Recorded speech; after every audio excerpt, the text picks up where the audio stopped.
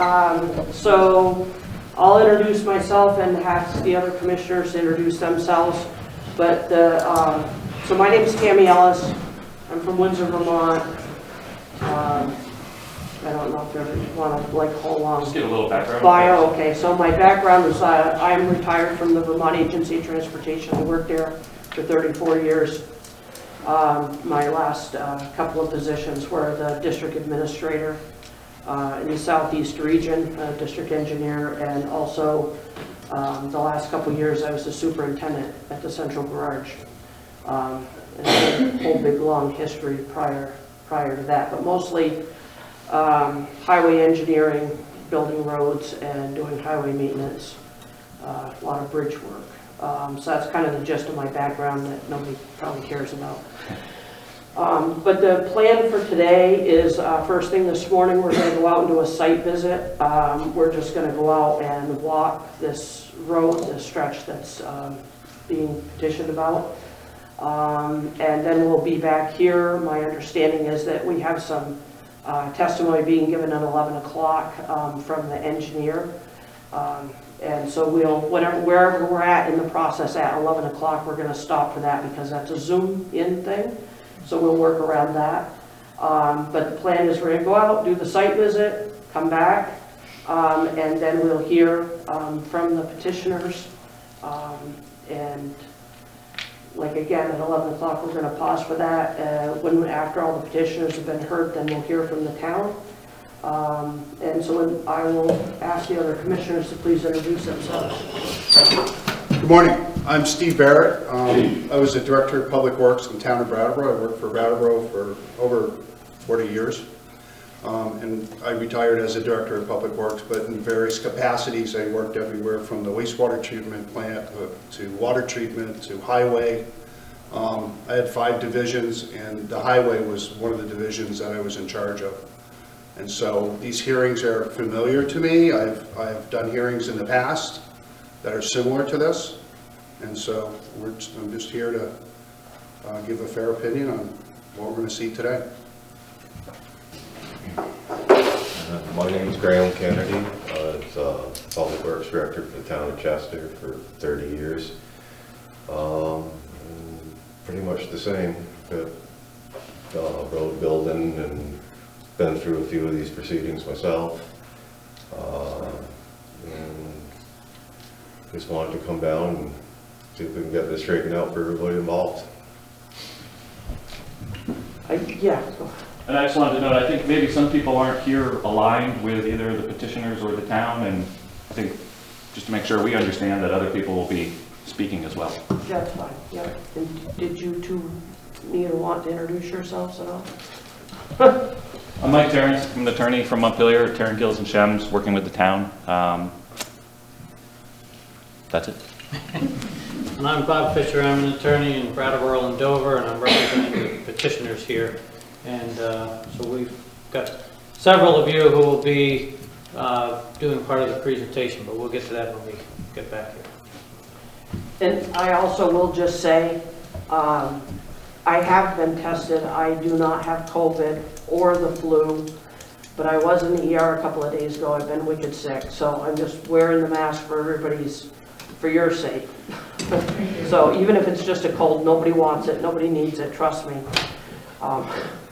It's been miserable, but anyway, I still ain't figured it out, but I'm on enough drugs to get through today. Well, thanks for coming. So, Yeah, thanks for joining us. So anyway, so we're just going to start by going out and walking the road, and anybody that cares to join us may, but it's just so that we all have seen the road, so as you're speaking, we know what it is you're speaking about. If you call out any particular area, we will have seen it and be familiar with what you're talking about. So that's the plan, and then we'll be back here. I don't know how long it'll take, because I don't even know how long the stretch of road is, so. 7 or something? 6.7 miles. Okay, so that shouldn't take long. So it's really just for observation, but if somebody does have a question, they should go to one of the attorneys, not to us, because we're just there to observe. Yeah, But it's if not you do have about, questions, go to. yeah, we're not taking any testimony, we're just going out to look. Anybody's welcome to join us or not, and we'll be back when we're done. And I don't know, how far is it from here? Mile. So maybe we drive over and is there a place to park around there? I don't know. Town garage. Yeah. In the garage, okay. And people who want to drive, just understand you may be stopping and starting as we orient at various places if you want to hear what the commissioners are being oriented to. Otherwise, you're free to walk. Every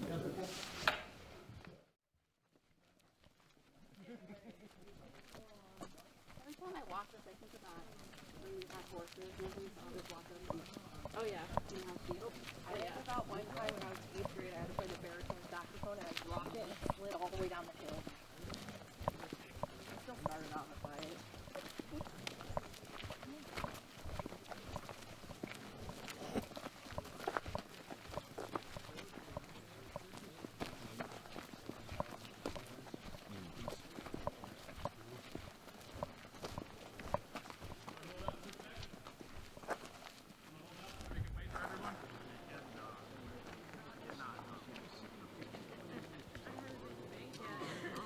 See me huffing and puffing?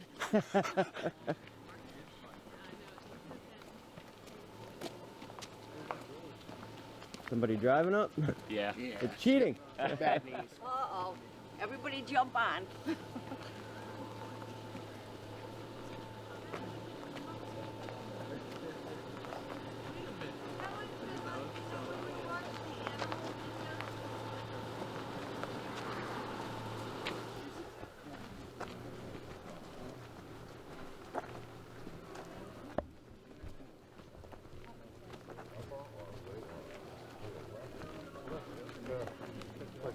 They probably want to get home. I was gonna say, they're probably smarter than the rest of us. You pull it out. You can direct it to me. As we're going up, if there are things you want to show to the commissioners, just mention it to Michael or to me. But if this is one of them, this is one of the Everybody test watch pit your back. areas. So this, in the engineer report, you're going to see that this is one of the sites where the FYI. engineer Okay. did one of the test pits. There's Number 5. 5 grade stakes along the way where they did that, and I'll just point out them spots where they are. This is just my suggestion.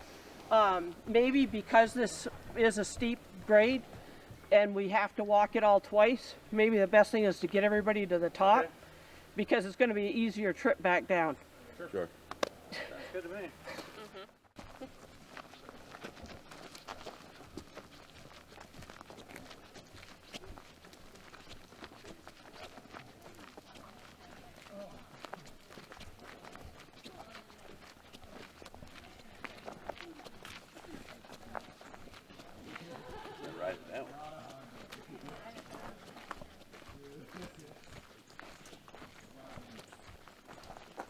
Hey, Kenny. Huh? I don't know. We'll see. You know, just if it doesn't work after 30 seconds, forget it. Oh, okay.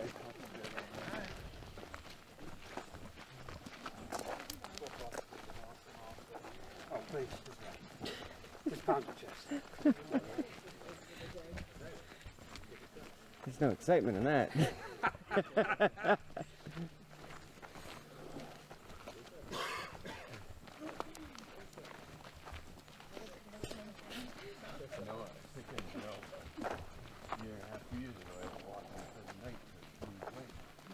Jeez, I wish they told me this was all uphill. Yeah, it's all up here from here.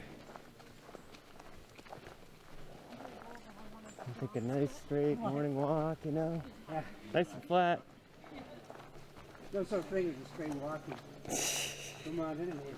It's true.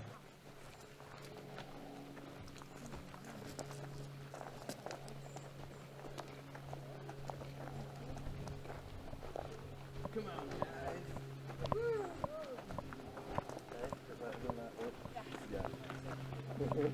Oh yeah, show us all up. I see how it is. I eat that stuff for breakfast.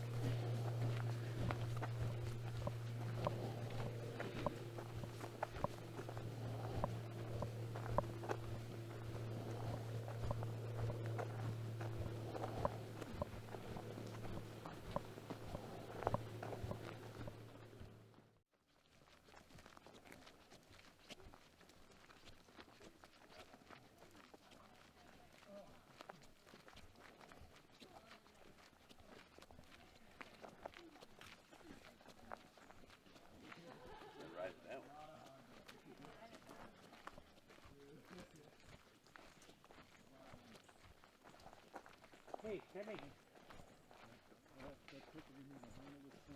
Huh? I don't know. We'll see. You know, just if it doesn't work after 30 seconds, forget it. Oh, okay.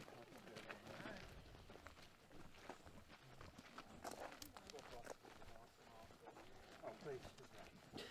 Just pound the chest. There's no excitement in that.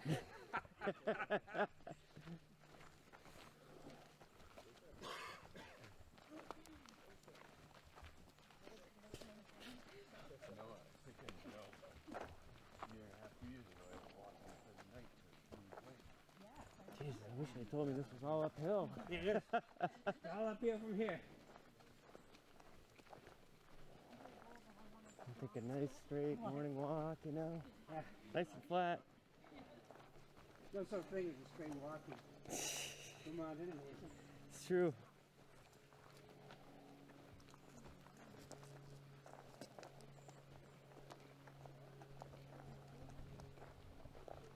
Come on, guys.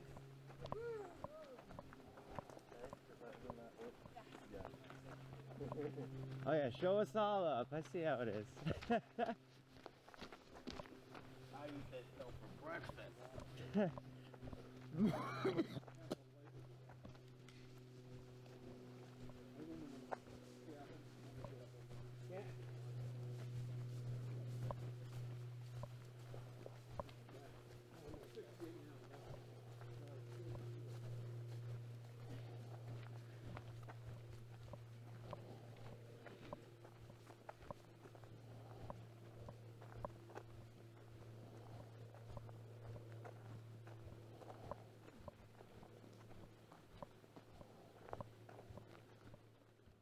He did point it out, please do that through one of the attorneys and not to us directly.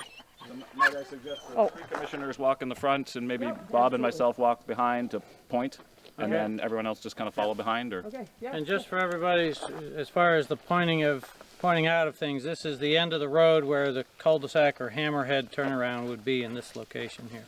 Okay. That's cool.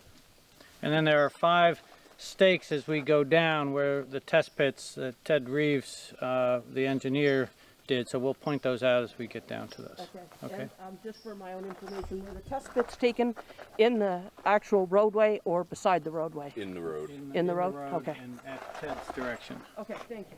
All right, so should we start there?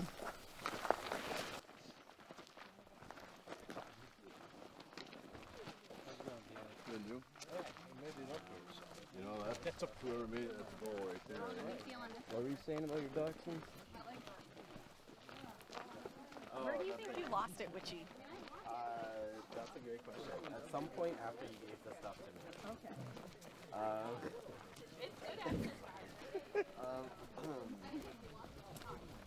always thought they were good. Of course. I had one day I wanted to say, well, did you see a pen on the road? I dropped it and it was good. I don't understand.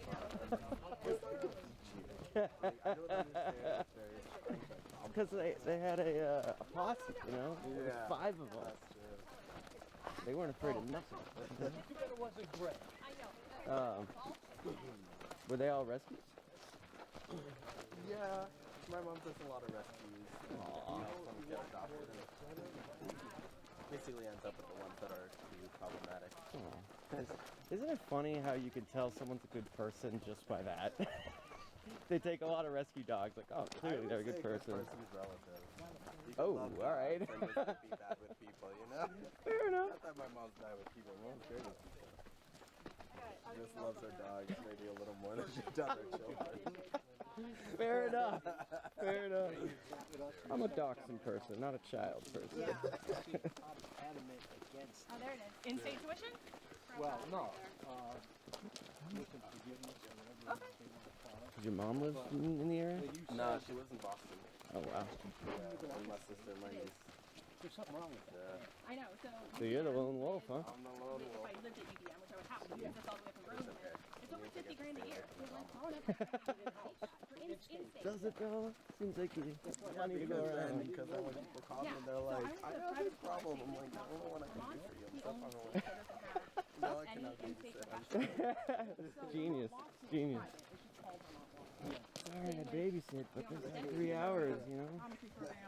And so what happens is like, I've been going through the process of like, Well, my mom travels for work. I know. And So, yeah, growing up, she does, professionals and I get so she wrote a book called Horse Speak, and then that, like, blew up. So she does a bunch of, like, horse whispering clinics and, like, she's trying to get an accredited course for college so that she can teach people about this technique she uses. And so she travels to, like, Germany and stuff, giving lectures, and she's my hero, man. Like, she came up from nothing and, like, just made something of herself. Yeah, for sure. And now he's struggling to get back. To get back. Like, Yeah, I love my mom. What can I say? My mom likes kids, not dachshunds. And horses. She might like horses more than kids. I mean, my mom. I didn't know that. Because, like, I only know what I know. And so, I get it, dude. I get it. So, somebody could have a really great idea that I just never thought of because I don't have the experience. And so I get very frustrated it was pretty funny. as someone who is like, What? No, I was like, that's wanting to come back, and the Yeah, thing is that for sure. all my It's friends funny growing up because my mom's gay, and she's like super extreme liberal. like we can't. I grew up with two moms. Oh, well there you go. But now my mom's married. And it's not just income tax, it's property tax, right? Because So she gave up. I think my mom just chose it the hard. I feel like the legislature Fair enough, man. of people who are retired. Well, yeah, it's really funny for me growing up because my mom was super liberal, you know. We are underway and all people giving testimony have been sworn in. And again, we are going to pause at 11 o'clock. I did set a reminder too. Thank you. So I guess we'll just, I don't know that diplomatic way, so we'll just start in front and work our way back. Is that, or we're going to start with the petitioners? Well, if we start with the petitioners, and we'll make Yep. sure, you know, by the time we're Okay. all done, everybody has a chance to speak. It is a public hearing. But I'm Bob Fisher, I represent the petitioners, and to start out with, I have April Lyman speak to the history of the road and the process and the request for the town to take over the road as a Class 3 road. And I believe what she has written out and will state here should take us right to about the 11 o'clock mark, and then we'll jump to Mr. Reeves. And I've got the Zoom link, so I'll bring that up when we get it. Excuse me, just for clarification, is it Lyman? Yes. Thank you. Okay. Okay. So this is kind of long, but it's the history of what we've gone through the last 3 years and a little history of Taylor Hill. So Taylor Hill was originally known as Parkhurst Road and was owned by Silas Butson. In the early 1970s, it was purchased by Francis Taylor. The road went up as far as an old cellar hole, which is across from what is now known... Excuse me one moment. I don't mean to interrupt. But afterwards, is it possible, do you have that in a document form that you could send to us? Just because I seriously I do, cannot or I write have nearly copies. that fast. Do you want copies? If we could just get it afterwards. I just can't write all that down. Okay. But thank you. The road was then called Orchard Road, which was maintained by the town sometime before it was purchased by Francis Taylor, but for some reason town maintenance was not continued. Around 1973, the road was rebuilt by Roger Farnsworth Construction and was extended up to 34 Taylor Hill and was eventually changed to the name Taylor Hill. As Francis Taylor's grandchildren became adults, pieces of the land were broken off to grandchildren to build homes. In 1994, the road was extended up to 43 Taylor Hill. In 1997, it was extended again up to 55 Taylor Hill, which is the end. In 2010, there was drainage put under the road at 33 Taylor Hill near the top of her property, which borders 41 Taylor Hill. This drainage consists of two sections of 250-foot, 4-inch perforated pipe, dug down 2.5 feet deep and filled with 1.5-inch stone and topped with gravel. Taylor Hill is maintained by its residents, with gravel being added yearly, as well as culvert maintenance and ditching when needed.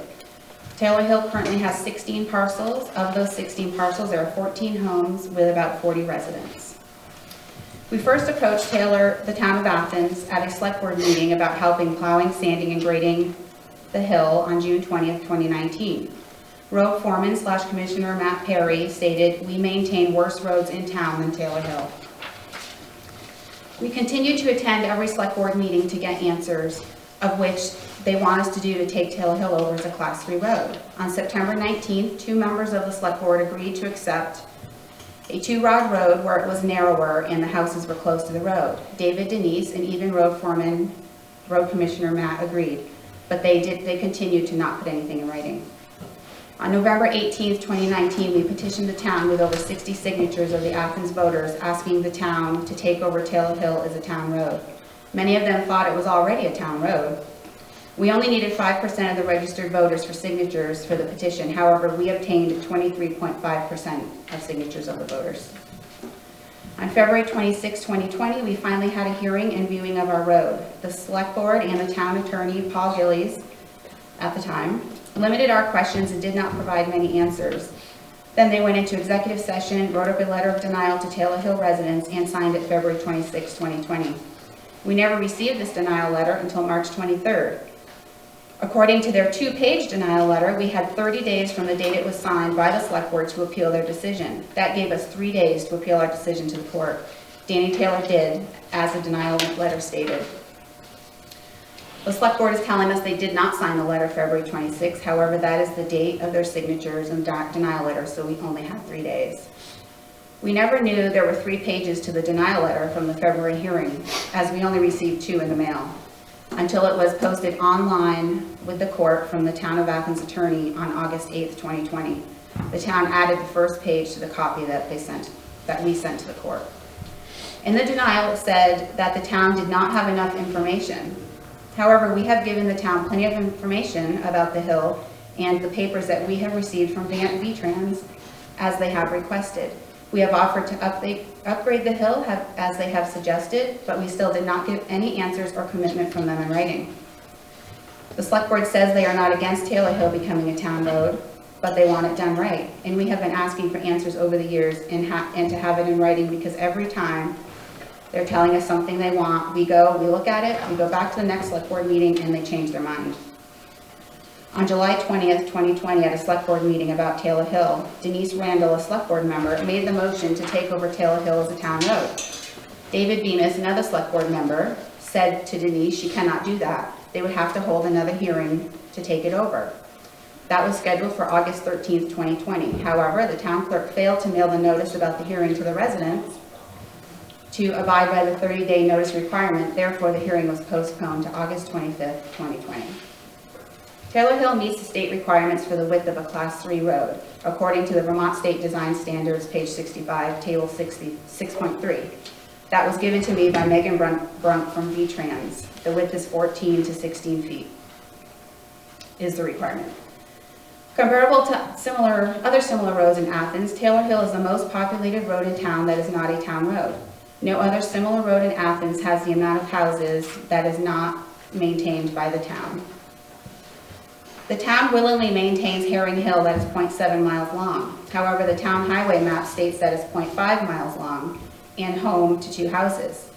The end of Herring Hill is a private driveway, and the town maintains that private driveway by plowing, sanding, replacing culverts, and putting down gravel. This has been brought to the select board's attention numerous times over the years, and they still continue to maintain that private driveway.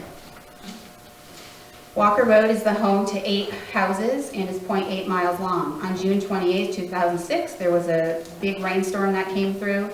It took out the private road at the end of Walker Road, which is steeper than Taylor Hill. It was completely not passable. This hill was repaired by the town. Governor Douglas came down and said, make this Class 4 private road a Class 3 and take it over as a town road. The town took over the end of that road without any complications or trouble with their decision to extend the length of Walker Road with state and taxpayers' money. The road was brought up to specs by town taxpayers' money and not paid solely by the landowners. This washout only affected 3 to 4 homes, and they still took the road over. Taylor Hill has never had serious damage. When the storm Irene hit, we were on Taylor Hill. We had no idea the storm was even causing flooding until we drove down to the town road, Brookline Road. It was a disaster. We had to rescue 3 families that lived on Brookline Road, and we brought them up on our hill to our houses to stay safe away from the disaster and flooding. Taylor Hill had no damage at all from the storm. Megan Brunk from VTrans back in 2020 said that taking over Taylor Hill as a Class 3 road, the town of Athens will receive state aid approximately $952.66 per year for maintenance. That was back in 2020. The town signs the road and bridge standards and submits them to the state every year to get their matching funds, stating that they are following those standards. However, they do not follow all of those signed agreements.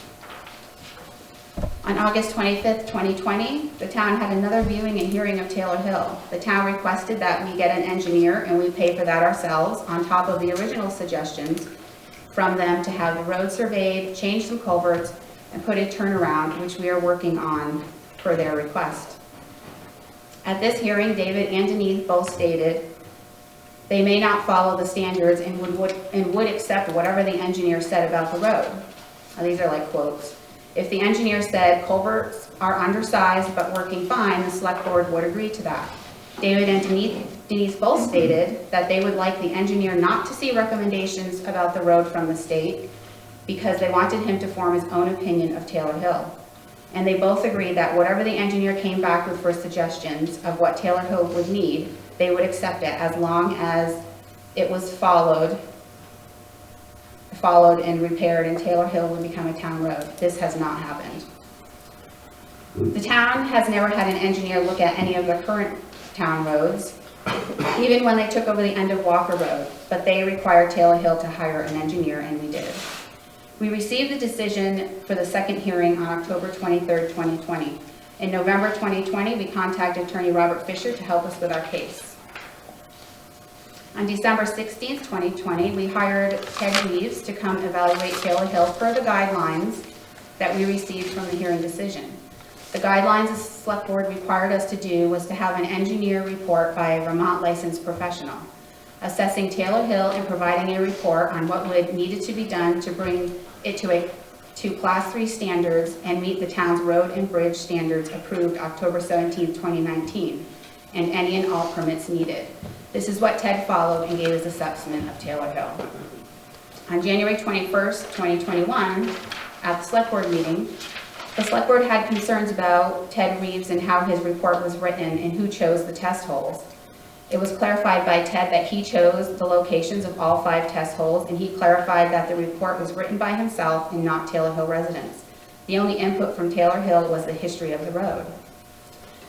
So as you can see, it's been a long, drawn-out process over 3 years trying to work with the select board about Taylor Hill. We have attended almost every select board meeting over the past 3 years and have been trying to work with the town, do what they say, and they do not follow through, and they failed to put anything in writing until we had our hearing, October 25th, 2020. In the decision letter, it said specific things they want us to do, one being hire an engineer. We did that, and they still have not stuck to what they have agreed to. At the hearing, David and Denise several times said they would accept whatever the engineer decision was, and that has not happened over the past 2 years. In the decision letter the town sent Taylor Hill residents, it states that if the residents of Taylor Hill upgrade the road, the town would agree to reevaluate the petition, and if all provided and set forth, the town would lay out the road. We are not going to keep spending money to upgrade the road just to have the town say no. On January 5th, 2020, David told the Brattleboro Reformer that the select board is not opposed to taking the road over, but certain conditions have to be met, like 2 vehicles need to be able to pass and meet and pass. There is not a spot on Taylor Hill where 2 vehicles cannot pass. However, Town Road, Mill Hill, you cannot pass 2 vehicles in many spots. I really feel due to the change of our town officials and employees that this has become a bias and prejudice act against Taylor Hill. There have been personal conflicts between some of the residents on Taylor Hill and some of the town officials. So this case has not been addressed in the appropriate manner. And the decisions that are being made are decided on a personal grudge against Taylor Hill. Can I have one point of clarification, just because I'm not here? What size select board does the town of Athens have? Is it like a 5-person, a 3-person? It was a 3-board member up until last time. This April, this March. This past March became a 5. So this whole time it was a 3-board member. Thank you. And April, if you have a copy of that, if you could give 1 copy to the commissioners and 1 to Mr. Tarrant, if you have those copies. Thanks.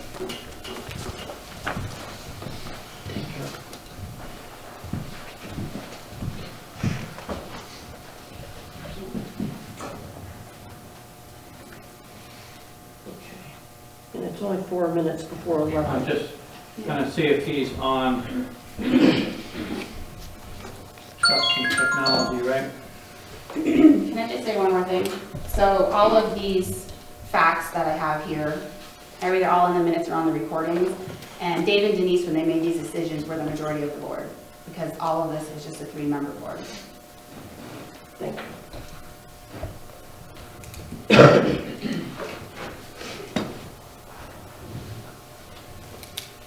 So the Zoom seems to be working, it just says I'm waiting for the host, which is actually Ted, to start the meeting. Not a problem, we'll give it 4 minutes. It's not quite 11 yet. But unless somebody's got And- comments, that can take less than 3 minutes.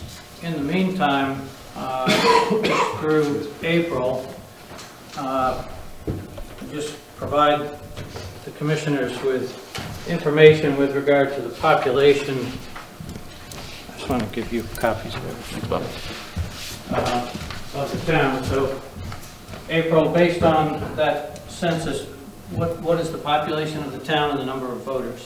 Population for the 2010 census is 442. Registered voters was 261. Okay. Is that, to your knowledge, the most recent information that you have? That I have, yes. Yeah. I don't know.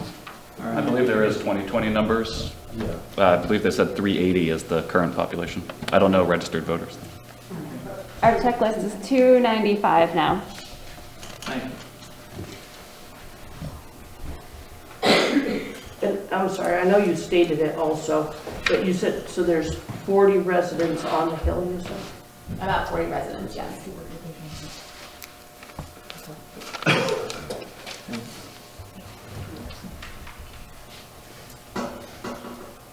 And we do have a few second homeowners, so it brings it closer to 50. All right, sorry. Thank you. And you mentioned there were 14 properties and 12 homes, or 16 and 14 homes, right? 14 homes, yeah. Okay. So how does that compare to other roads of similar length here in the town? If you just want to, while we're waiting on Ted, if you just want to go through I'll read through this. the number of roads and their lengths and the number of... Okay, Sleepy Valley Road is .25, 0 homes. The house that's on there is actually in Rockingham. Over Hill is .17 miles long, 4 homes. Miller Road, .2, 4 houses. Whitney Road, .44, 2 houses. Sam Farr Road, .19, 2 houses. Miller Road, .52, 6 houses. Meeting House Road, .18, 5 houses. Walker Road, .8, 8 houses, and some homes. Herring Hill, .55, 4 houses. Christian Road, .10, 1 house, and Ernst Road, .3, 2 houses. Taylor Hill, .6, 14 houses. All right, I think we have Ted here.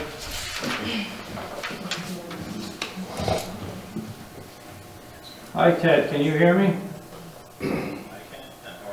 I'm well. I'm gonna turn you, I'm just gonna turn the volume up here, I think.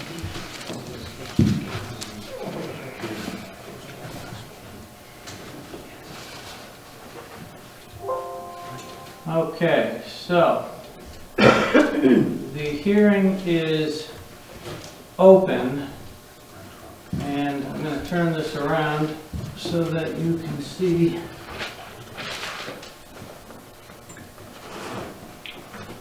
I'm getting all of you there? Okay. So Ted, these are the commissioners for this hearing. Commissioners, please meet Ted Reeves, the engineer. And as April Lyman mentioned, he was hired. Can you hear us okay? I can. Okay.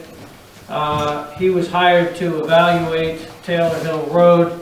As we pointed out on the site visit, he took samples, test pits at 5 different locations, and I have a copy of his report here for you, and I'm going to ask Ted to walk you through that report, because as you noted on the site visit, you were looking at grades, you were looking at culvert and culvert widths, the test pit areas, the embankment, all of that. So with that, Ted, I'll turn it over to you to explain what you did as part of your evaluation and what your findings were and what your recommendations are. Okay. So I won't go into a ton of detail unless the commissioners are interested. The report did back in December of 2020 for the residents and based the report largely on a correspondence that residents of Taylor Hill had with the town of Athens prior to that, and there was a letter that was sent to the residents from the town that had findings, conclusions, and decision in it. And one of those, the first was an engineering report assessing Taylor Hill, is provided to address that road as it meets the last 3 years. So, in September 13, 2000, the excavator and Mr. Taylor helped, was the operator for that. So we dug the 5 test pits, and the goal was to, I purposely picked areas that I thought were going to be more questionable. In other words, was it a wet area? Was there potentially lead showing? Was there an area that looked like the road had not performed well in the past? So that's kind of how I judged the 5 test pit locations. So we went through and we dug the 5 test pits, and we continued each one down to at least 48 inches or so, just so that we could see what is the material that is forming the construction of the road, as well as the material underneath it, you know, the native soils, if you will. So the test pit logs for the 5 test pits are there in the report, and they're kind of self-explanatory. What I found was that the road in almost every instance is built up to the town's current specifications. And I actually was kind of surprised that the road was in as good a condition and constructed as well as it was. And of the 5 test pits, there was only one, I think it was test pit number 3, that the soil underneath was had a higher organics and a little bit more moisture in it than what I'd seen in the other test pits. So as you go down through the report, you'll see that there are individual test pit logs that I give an approximate location of where they are on the road. I give the justification as to why we selected that location, and then there's a description of the soil strata underneath, or what's under, what is under the surface, the soil strata in each location. So you see, let's see, sorry, test pit number 2 was the one that I found that there was more organics and a little bit higher water table there. But overall, the road in that area seems to be functioning pretty well. So another thing that I did as part of this evaluation was I looked at the culverts that are along Taylor Hill Road. There are 15 of them. In the report, there is a table that describes the location of each culvert, what the condition of the culvert is, whether I believe it's functioning correctly or not, and would I suggest replacing it. And there were, I believe, 4 culverts that I talked about replacing.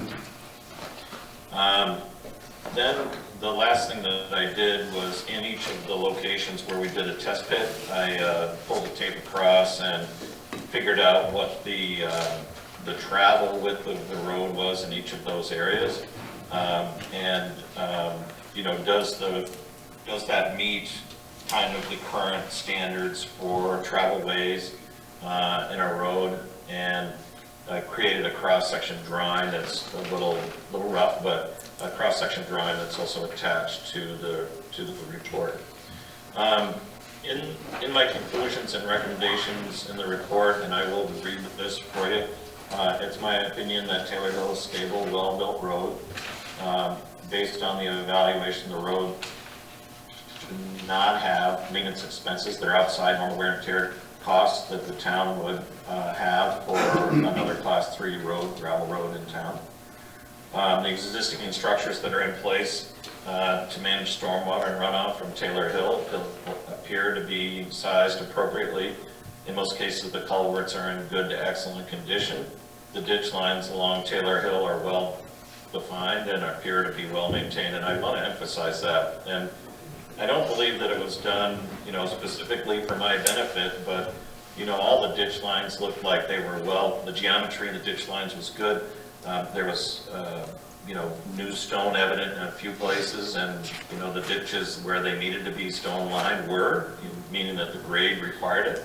And I didn't identify any locations along Taylor Hill where there was excessive erosion in the ditches, or that the culverts had been overtopped and eroded, or anything like that. So that tells me that I think that the culverts that are there, the ditch lines that are there, they're doing their job, and they're doing the job that they've been asked to do.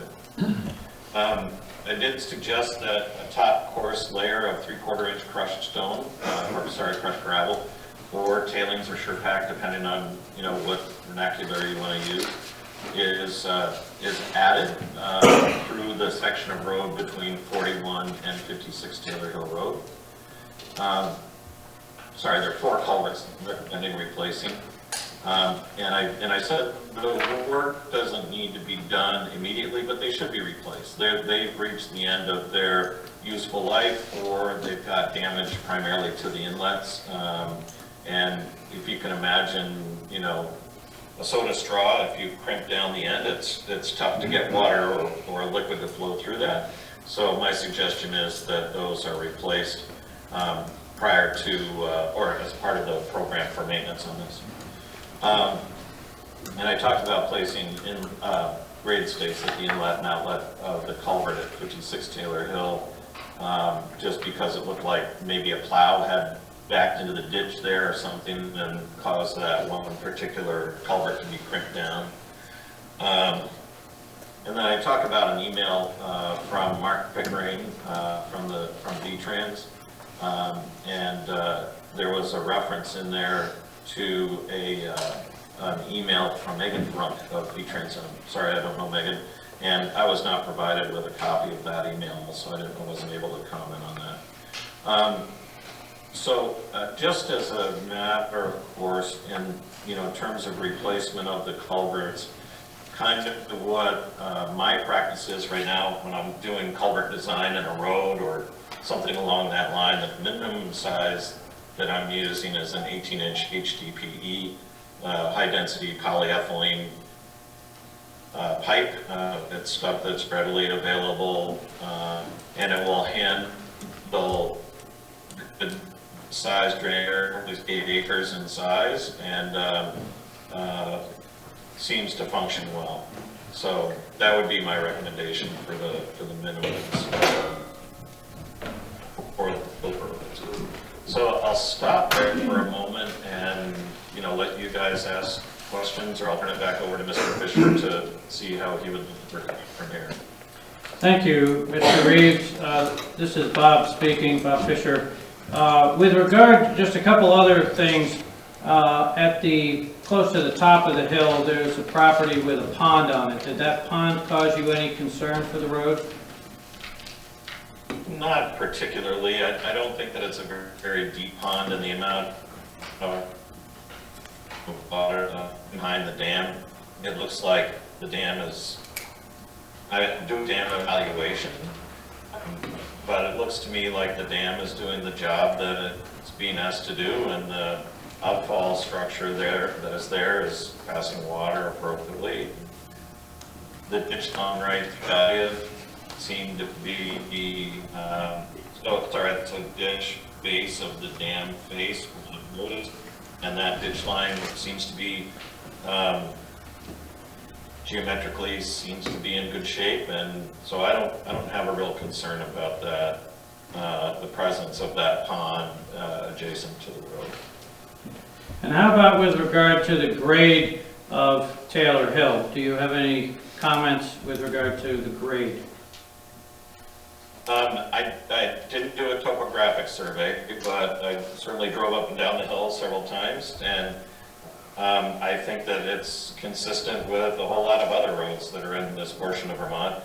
There wasn't anything that, as I was driving up the road, I was like, wow, this seems to be really steep to me, or anything like that. That thought didn't occur to me.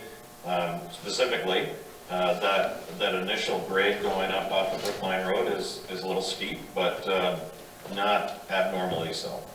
Okay.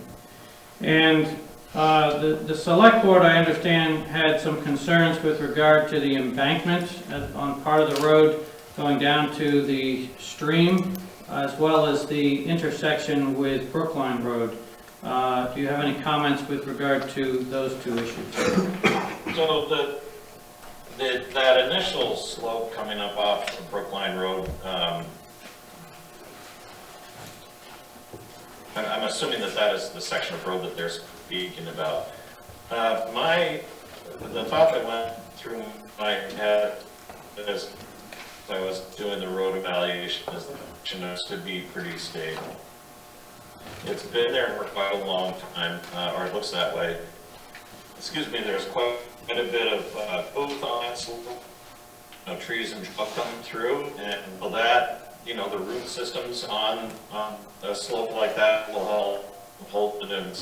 I grant you it is steep, and I grant you that it is quite a filter, but I didn't see anything in my evaluation that caused me to go, wow, this is abnormal, or this is something that we don't see routinely in other places in Vermont. So I'll get it that way. Okay, thank you. Does anyone else have questions with regard to Mr. Reeves' report, or? Do you mind, Bob? Go right ahead.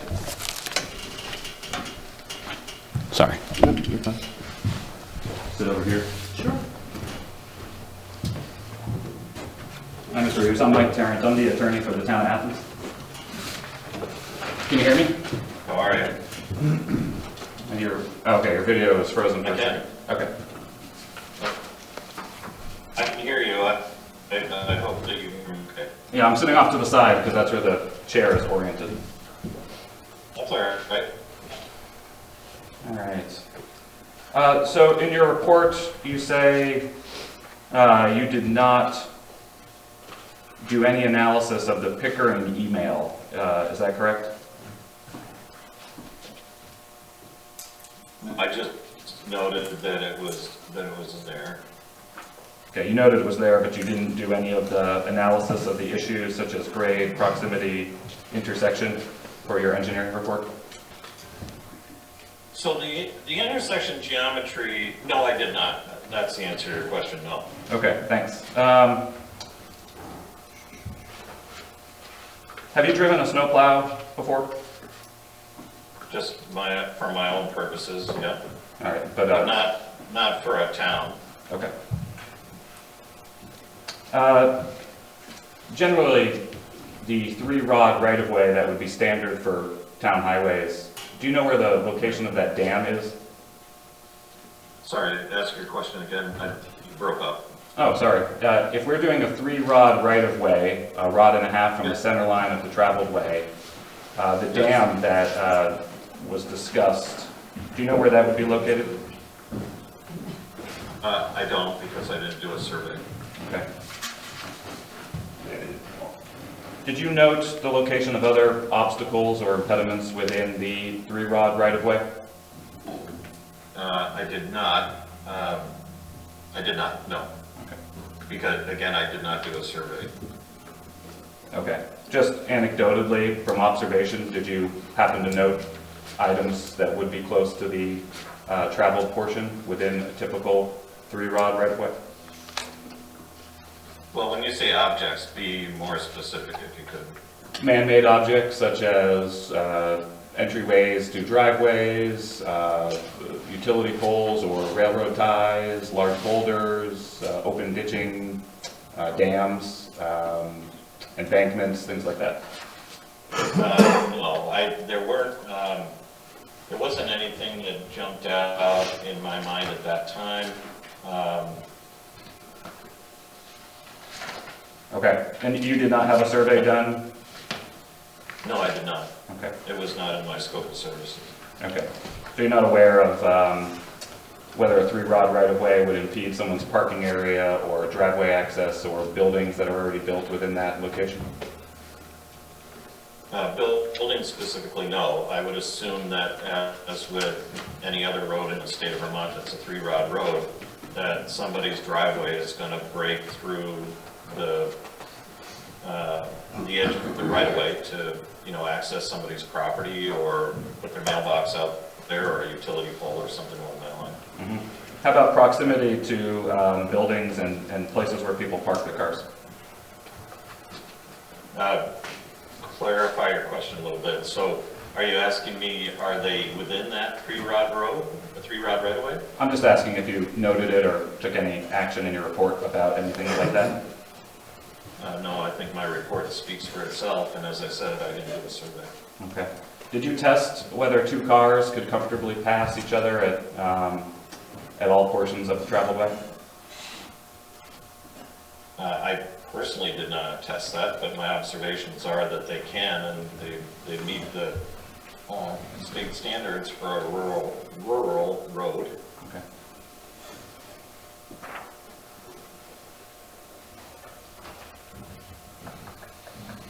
Give me 1 second, Mr. Reeves. I'm just looking at notes.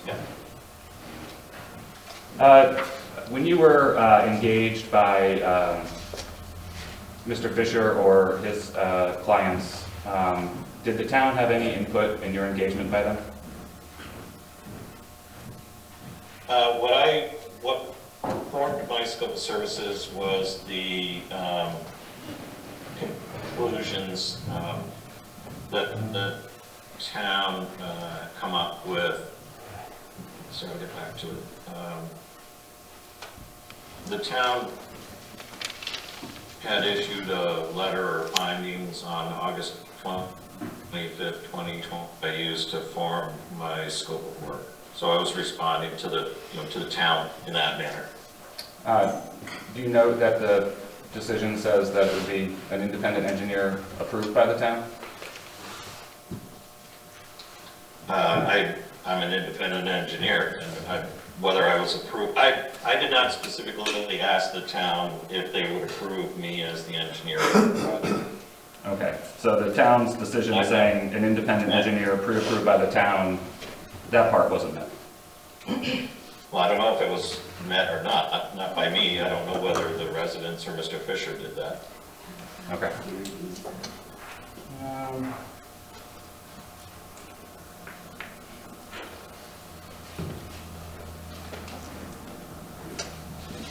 All right. Thank you, Mr. Reeves. I don't have any other questions. Just to follow up, Mr. Reeves, this is Bob Fisher again. With regard to you being an independent engineer, you don't have any ties to Taylor Hill Road, do you?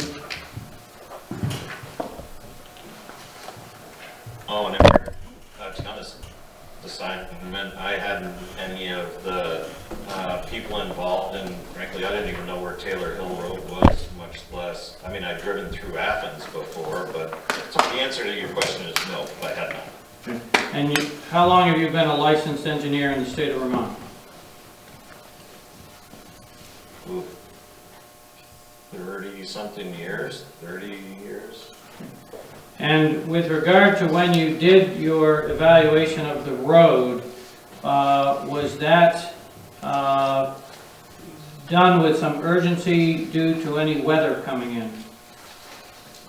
Yeah, actually, the day that we dug those test pits was December 16th, and we were trying to move along pretty quickly because we knew that there was a big storm coming, which in fact hit late in the afternoon. I drove home in the snow that day, and that was a storm that we had, I don't know, 2 or 3 feet of snow. It was a big storm.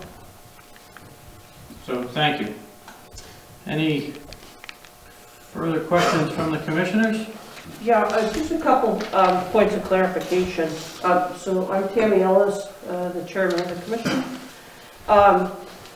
So just for my own edification, what type of engineering license do you hold with the state of Vermont? Is it general engineering or civil engineering, or what is your area of specialty?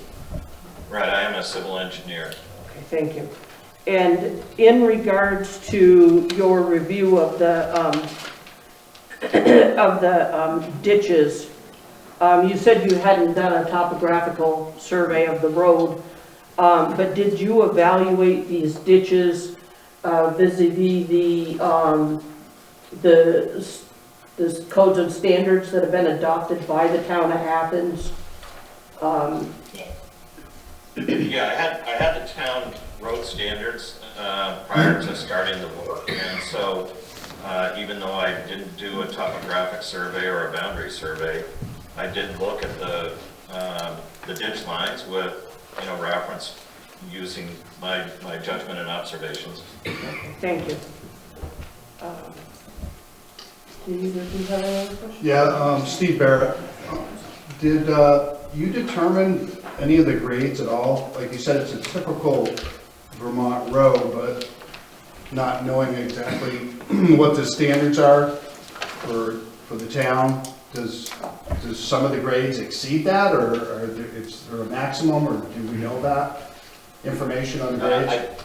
I don't specifically. I know that the state, the state standards are typically, they want to see roads of 12% grade or less. And I don't know specifically that is the case for Taylor Hill, whether any of the grades exceed that. My recollection and my initial reaction is no. But again, I didn't do a topographic survey, nor, excuse me, there's a technology called LiDAR, which is a satellite-based system that you can pull topography off of a state website, and I use that often, but I hadn't done that for this because I was under the impression that DiBernardo and Associates had been engaged or was going to be engaged to do the survey.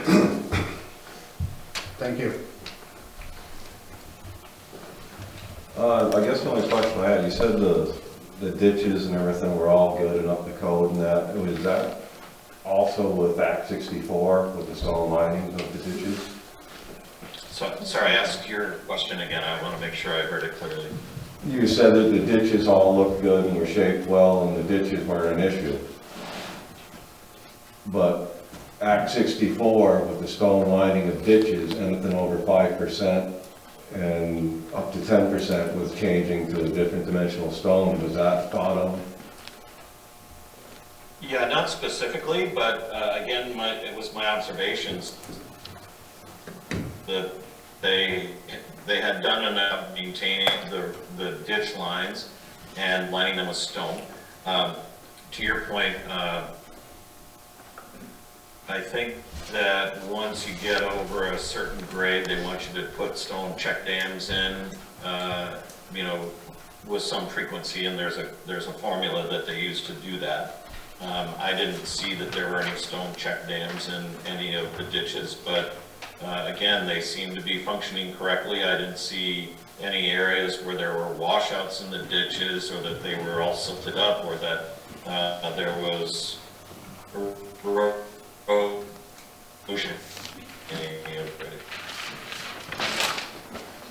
Thank you. I have nothing further. April or Dan, do you have any? Just to clarify, that Act 64, that was kind of around the beginning of all that, when that stone lining started in 2020. And it was only for connected segments, which none of the water directly deposits into a stream on that road, so it does not, there's all the culverts come down the road, there's only one culvert at the bottom, which is probably almost 100, it's like 300 feet. I don't know the address, above Davis's property, that goes over the bank. So with that, it wouldn't be a connected segment. With the new standards, now they changed them, so it doesn't matter if it's connected or not, but at the time of this report, it was not, it was only if it was connected segments. The pond was not a connected segment because you're not dumping water into that pond off the road, and that the water flow from that pond doesn't dump into the road, it goes under the road.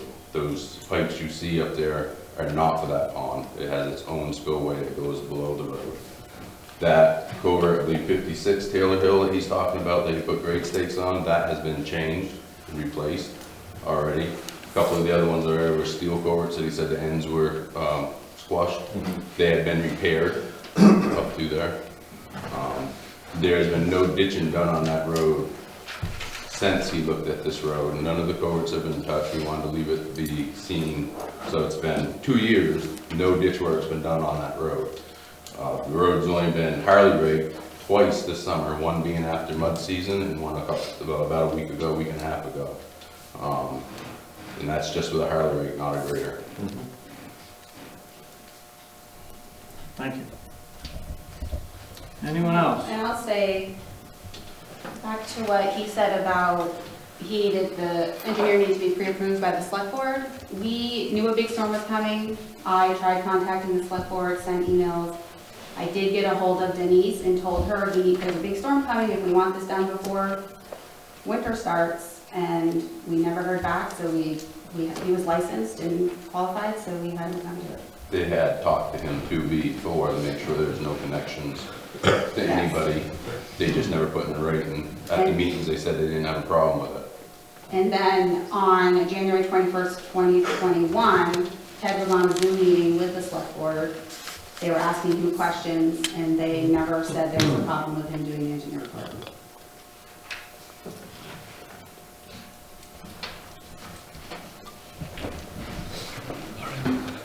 I just walked up there on Taylor Hill and I noticed that pond. Would you mind introducing yourself first, sir? Oh, my name is Dennis Moranti. I'm a resident of Athens.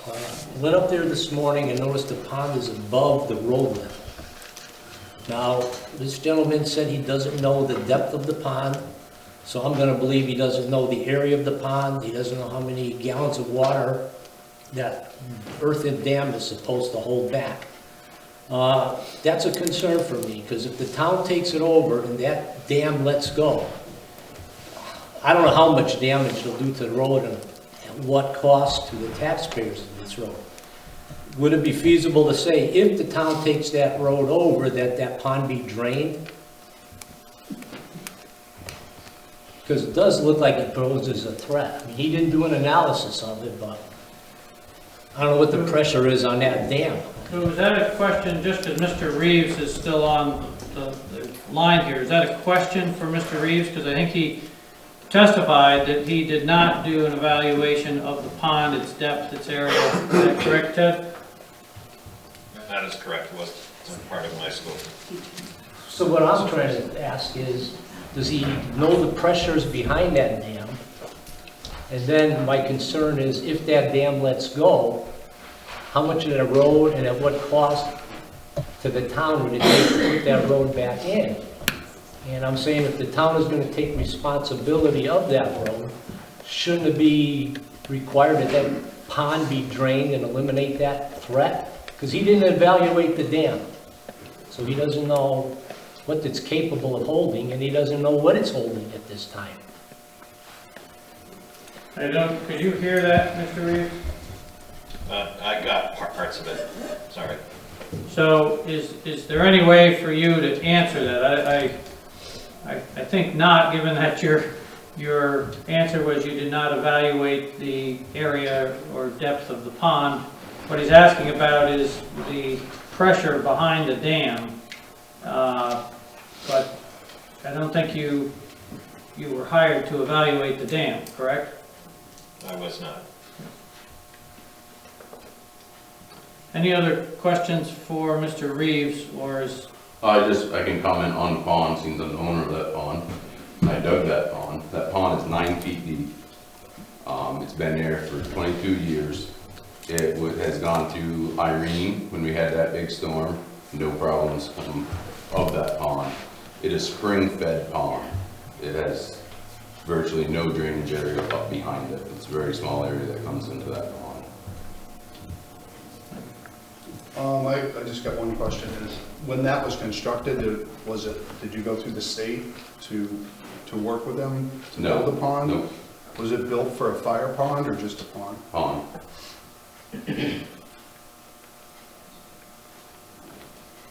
So I think if no one has any other questions for the engineer, then we can let him go. Do you have a question for the engineer? I do.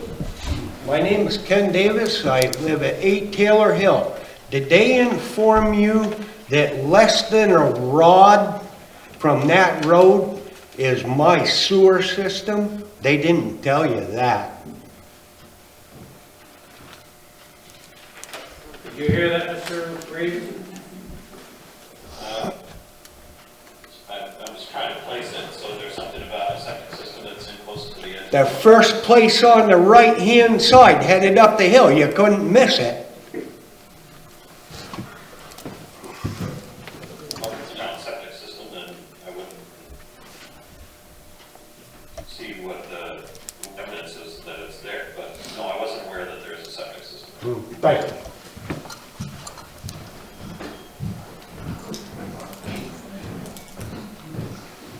Okay, unless there's anything further you want to tell the commissioners, I think we can let you get on with the rest of your day. Oh, there is one, sorry. So back to the V-Trans letter that he was referencing. So in our decision from the town, it was not required that he look at a V-Trans letter from Mark Pickering. The only time that was brought up, because Dave and Denise both said they want the engineer to go in it blind and form his own opinion, so they agreed at our hearing that they were not going to give him a letter. Then when they met with Ted and all of us at a select board meeting on January 21st, 2021, they kept asking him, did you review that letter? He's like, no, it wasn't one of the requirements. So that's where this letter comes in. Now, after we did what they said, they added that letter. Okay, I'm sorry, for clarification.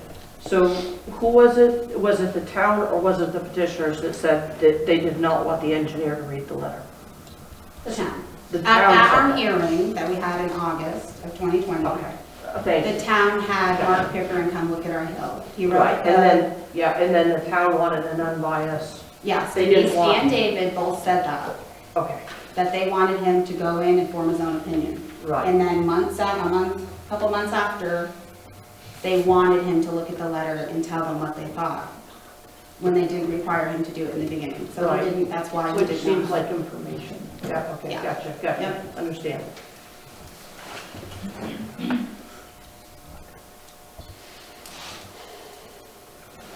I have no more further questions for the engineers. Anybody else in the room have a question for the engineer specifically? Okay, we thank you very much for your time today, sir. Thank you. Thank you, Ted. Thanks for setting up the Zoom meeting, and happy travels to you. Thank you. You all have a good day. Thanks.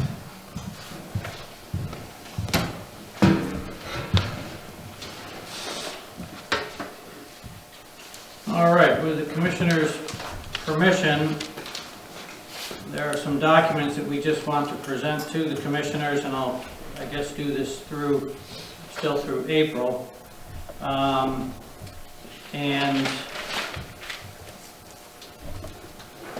let me start with, purpose of this is with regard to Taylor Hill Road. We know from the engineer's report that some of the culverts don't meet what would be the standards today, and he certainly recommended 4 of them to be replaced, and just like towns, as roads are worked on and culverts are replaced, you upgrade them to the 18-inch culverts. What I'm showing you is the town culvert inventory. Copy for you, Michael. Thank you. And in regard to this, April, is it fair to say that in looking at the culvert inventory, that there are many town roads that also have the diameter culverts that exist on Taylor Hill Road? Yes. And, I have a number somewhere. I think it's like, back when I looked at this, there was, there's like 50-something culverts around town that do not meet state standard for size. I know I think they've replaced a few of them that we know of. But a lot of those are on your main highway, Route 35. And there are a few even 12 inches in some spots.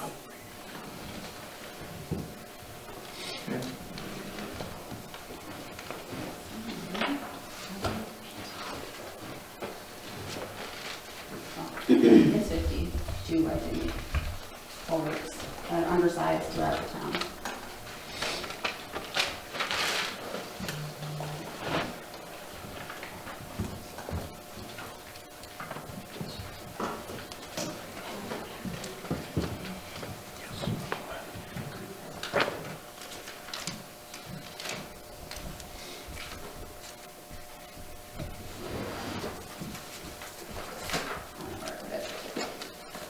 and if you can't find it, we can come back to Yeah, that. we can come back to that. I'm not. give you time to look for it. And I don't have the specific roads that they're on. We actually have, oh, here it is. There's 53 15-inch culverts around town, and again, a lot of them are on 35. And there's 4 12-inch culverts that are, But they're on this list. they should be. Yeah. This- I got this from the state, so Yep, thank you. there should be, I don't know. They should all be on here. All right. There has also been talk of the grade of the road. And with regard to the grades and erosion of other areas in town, is Taylor Hill Road similar in terms of the grades of other town highways? Yes.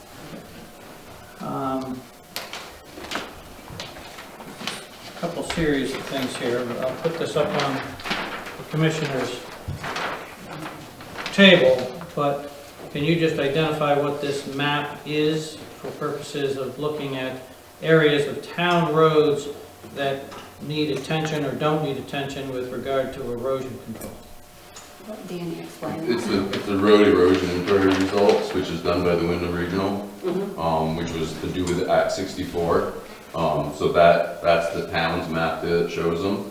We had gone around and we pulled a lot of information off on the grades of the hill. So we actually did it with a meter in the car so that it'd be comparable on all the roads, not just taken off from a map. So that you couldn't say that, well, Taylor Hill isn't on this map, so you just come up with a number. And Taylor Hill, the steepest part of the grade is 12%. But there's Valley Cemetery Road, it reaches up to 13. Salem Fire Road is 12. Brookline, which a lot of people call a hedgehog, the steeper part that goes down through, is 10. Mill Hill hits 15 degrees on a slope. Reed Road, the beginning of it, it's 10. Walker Road, and this is the portion that they took over so that they could get the study funding during the flood, is 13. Herring Hill is 10, and Bemis Hill, which is on Route 35, the blacktop, just leaving the town of Townsend Town Line coming into Athens, is 10 degrees. So our road is no different than any other road in this town. Just for the record, would you please state your name? Danny Taylor. Thank you. And with regard to that, and I'll leave this map with the commissioners, but those sections that you just identified are marked with the pink and the double red marks on this map. So with Walker Road, Herring Road, what you called the hill there going into town, Yeah. right? And a lot of these spots that are marked in the red, which are the high, very high priority, the town has been working on, and it's just like, you guys would know it's either ditch lining or out crossing with culvert or something like that. Stone lining is what that represents. And for the commissioner's reference, Mill Hill is the road just essentially Parallel to ours. parallel to yours going up the other hillside. Yes.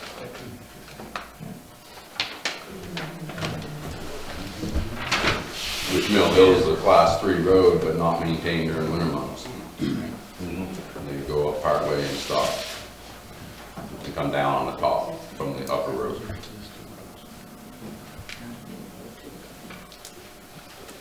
Can I just clarify, these are all currently existing roads in the stock of Athens Town highways? Yes.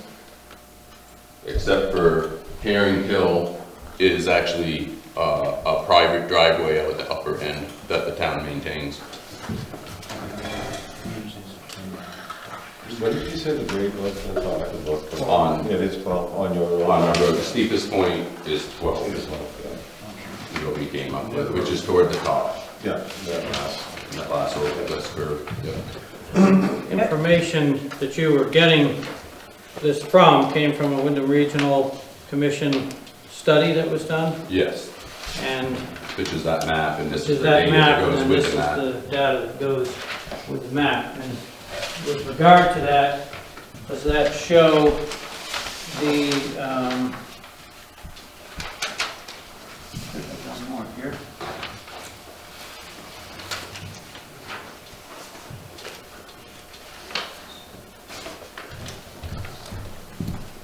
Is this the same thing? I think it's just smaller. Do you think a lot of my eyes? You're younger. You're young. Doesn't look like the same There thing. are two there. I'll give you the big one. Where you're looking at the exact same thing. Mr. Taylor, Maybe I can get that back. Yeah, I don't think that's in. I don't know, but it's been mentioned a couple times about this Herring This is the old. Hill is that's a what private we have. road that the town maintains. What, is there a particular reason for that you're aware of, or? I think it's just because it's easier for them to turn around at the house at the end now than at the, where the road ends. But my point being is this private portion of road that's, I think around 1/10 of a mile, that is private, that the town has added gravel to, changed culverts in, and grades and plows all year round, sands it and everything, that is not a town road, and we've asked for help on ours and they refuse it, so we keep putting money into our road out of our own pocket, yet the town's putting money into this road out of tax dollars on a private portion, which it should not be on, and it's been brought to their attention. Ms. And it Ellis would has like been to blocked respond to out that. for the mileage off the state highway map, where it actually ends is almost beside the first house on the very end, which is quite a ways down. The road in question, Sorry, can I get your name? Matt Perry, road commissioner, road foreman. P-E-R-R-Y? Yes. The road in question, we turn around up to the house for safety reasons, and our town radios, our relay is located in the guy's barn, and the antenna is on the back side of it. So we have to kind of keep an eye on that stuff. And we weren't the ones that started plowing that. It was being plowed when I took over this position. It wasn't me starting it. And it was the person that had my job before me. Thank you for the clarification. And that was really the reason for my question, because I know of a situation in another town where a private drive is maintained because the town has their communication tower on private property. And in order to access that, that's the agreement they've made with the property owner in order to put it on his property. So that's why I was asking. The agreement was made by Tom Taylor and the select board at the time. Thank you for the clarification. And just with regard to, this is the actual report that Wyndham Regional did based on that data, and it synthesizes in the in the summary attached, the high priority and the different grades of those roads. So what Dan just testified to named these roads, but this is the data that goes through that. I'd like to just comment that this is the first time I've ever heard about the antenna being up there. I'd like to know when the antenna was put on the building for the town's communication. I appreciate that as a citizen, but I don't believe it's pertinent to today's discussion. I mean, I feel you have a right as a citizen of the town of Athens to ask that question of the select board, but that's not an issue that we're going to It's debate just today. this road's been taken care of for over 20 years up there, and now all of a Understood. sudden this is there. I understand your concern. I understand the question, but again, I think that's something you need to bring to a select board meeting or something. So, but on the same lines of that, is there a written agreement, or is this just, it's been done like that for years and so It's we been keep just, that's the way continuing? it was when I took it over. Understood. Okay, thanks.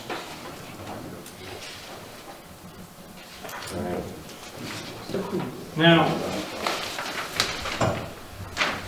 in the event that the commissioners find that the public good, necessity, and convenience dictates taking over this road as a town public highway, the next step would be to order a survey. There is no current survey of the entire road, but what I'm submitting at this point are segments, surveys of various folks' property on the road, which show that the boundaries go to the center of the road in general, with a right-of-way for all of the residents. But these are just samples of it. It's not every property on the road, but that would need to be the next step taken in the process. But the point is, at this point, the property lines go to the center line of the existing road. So there would need to be quitclaim deeds from the residents of essentially 1.5 rods on each side, so make it a 3-rod right-of-way.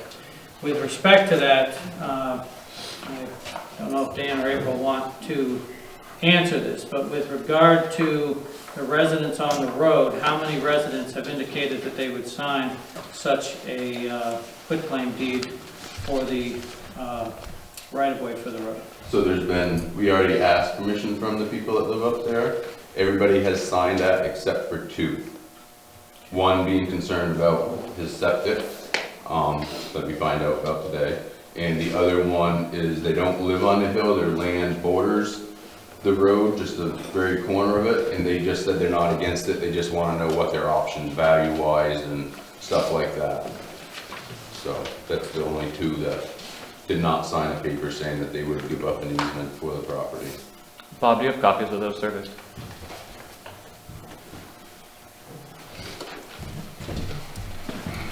Most of the surveys you have there Thanks. are from the midway up. That's where all the property was broke up on the top portion. That's where you see most of the maps from. There has been surveys done on recent of the Davis property, where his line is actually on the edge of the road and at the center.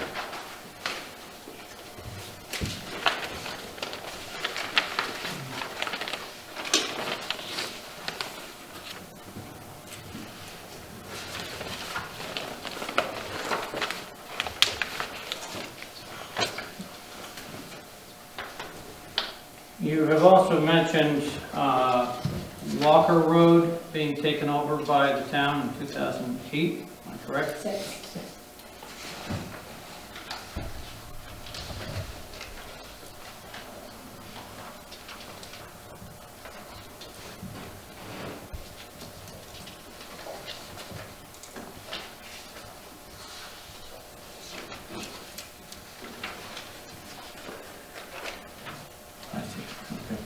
I said 2008 because some of the correspondence goes all the way to that, but is that a copy of essentially the history of the taking over of Walker Road? by the town in that time frame of 2006 to 2008? Yes. And can you explain to the commissioners where Walker Road is, its relative grade, as well as what precipitated the town taking over that part? So Walker Road is off from Route 35, right next, it runs along known as Bemis Pond. The water actually comes up into the road at times. It goes out and stay to the right. The section they took over is out at the end, right in about a 90-degree turn where it gets real steep to the top is a portion that they took over 2006, 2008. And they pretty much took it over because they repaired it, a class 4 road during a flood, and to get the state reimbursement money back, it was adopted to a class 3. The documents in here and their hearings and everything was very short and very simple, and none of the tax, it was all taxpayers' money, whether the state kicked in the 80% or not. How long ago was that? It's 0.8 total now, but the part they took over,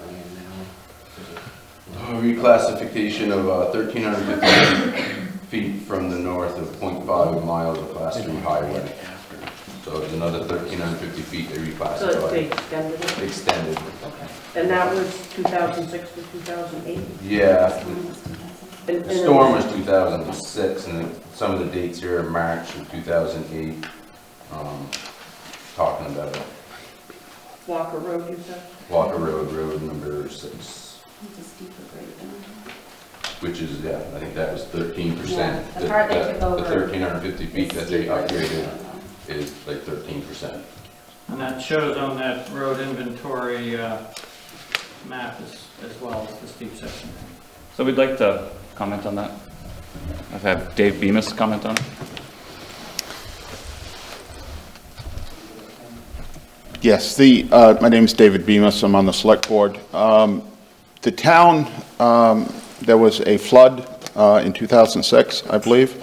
There are a few homes on this, which was a class 4 section of roadway. There are several culverts on this hill that was the class 4 roadway. When the flood came down the center of the road, it left a gully 5-6 feet deep in there and left some of the culverts suspended in the air. It was our understanding that by state statute, we had to repair culverts and bridges on class 4 roads. And we, because there are culverts on that class 4 section leading up to the people's homes, the town filled in the roadway to make it travelable again. There was an amendment made to the state transportation bill indicating that if the town reclassified that section of Walker Road from a class 3 to a class 4, from a class 4 to a class 3, that the state would pay the 90% reimbursement that they would for a class 2 or class 3 road. So it was a town road, you just reclassified it? That's correct. It was a class 4 town road.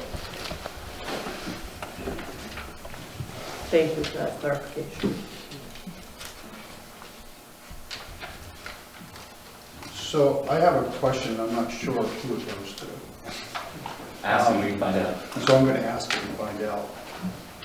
In your report, you talked about the Taylor Road being maintained by the town many, many years ago, or a portion thereof. Is there any documentation on that or knowledge of, I mean, certainly that came from somewhere, somebody knew something to add it into the report. I'm just wondering if... So we've looked, we can't find it. There was a house, the town clerk used to be in her own house. There was a house fire, they're assuming that's where they lost it. However, Hannah, the town clerk, told me today there's some safes down there that they can't get open, so possibly it could be in there, but we just can't locate it.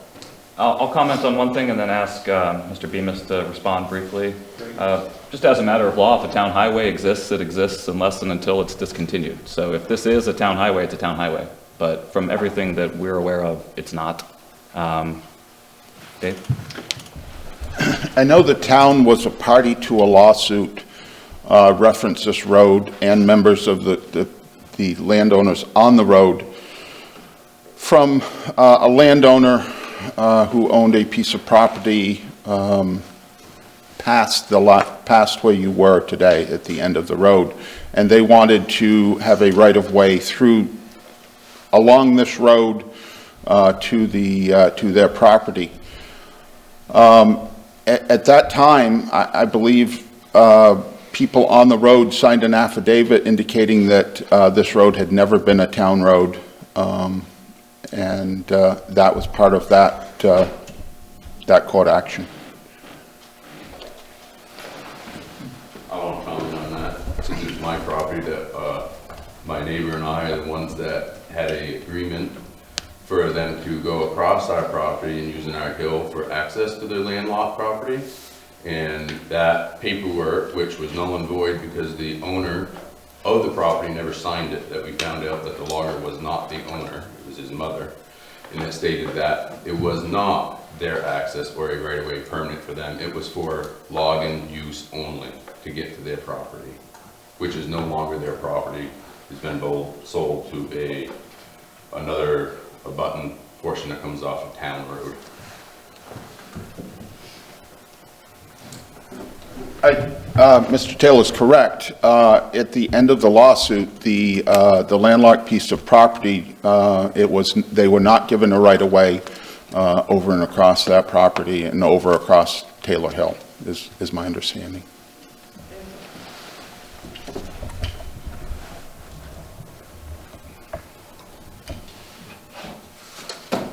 All right. Do we want to just work our way down through Sure. the rows here, or? Did you have anything more before we leave you, Dan, as far as? I'll wait for the end. Okay. Comment on the end. All right. Oh, but we may come back to Dan, but one thing I just wanted to ask you, Ted Reeves mentioned it, but with regard to when he was doing his evaluation, were you the one digging the test pits? I did dig the holes, yes. And did you tell him where the test pits should go, or did he tell you? He told me I could have picked a lot better spots. Okay. And with regard to the overall maintenance of the road, you mentioned that it had been raked a week or two ago, and then in the spring. Yes. Do you grade it every year or not? We have in the past rented a grader, but it's gotten so costly to rent a grader, and there's only a very few in the area, so we have had one from Rockingham and then rented from Basin Brothers a few times. So a lot of times it's just a Harley rake, which you can see it's very hard to get, some of the dips out of it from mud season or just the shape. It's pretty hard to do with a Harley rake. But we do grade it, try to grade it or shape it once or twice a year. Check culverts, and like I say, we left everything because we wanted not to go through and beautify it just before everybody looked at it to think that it was just, we fixed all the problems. We wanted to be seen how it's been all summer. And since the date of his report, have any of the culverts been replaced or repaired? The one at 56 has been replaced, a couple of the ends have been repaired. I think in a lot of his reports, it's listing driveway culverts, which this town does not own up to driveway culverts, so I don't know why they would have anything to do with this, because the town they say they don't maintain them or replace them. So it wouldn't matter if it was failed now or later, it's still up to the homeowner's expense to replace them culverts. I think there might have been 2 out of the 4 that he wrote that might be cross culverts that he recommended and was solely on because they're steel culverts. Thank you. Bob, are you going to put on more for your side before it goes to our side, or general comments? If anyone here on this side wants, I think, themselves to say, Are work back. there other petitioners that would like to speak to this issue?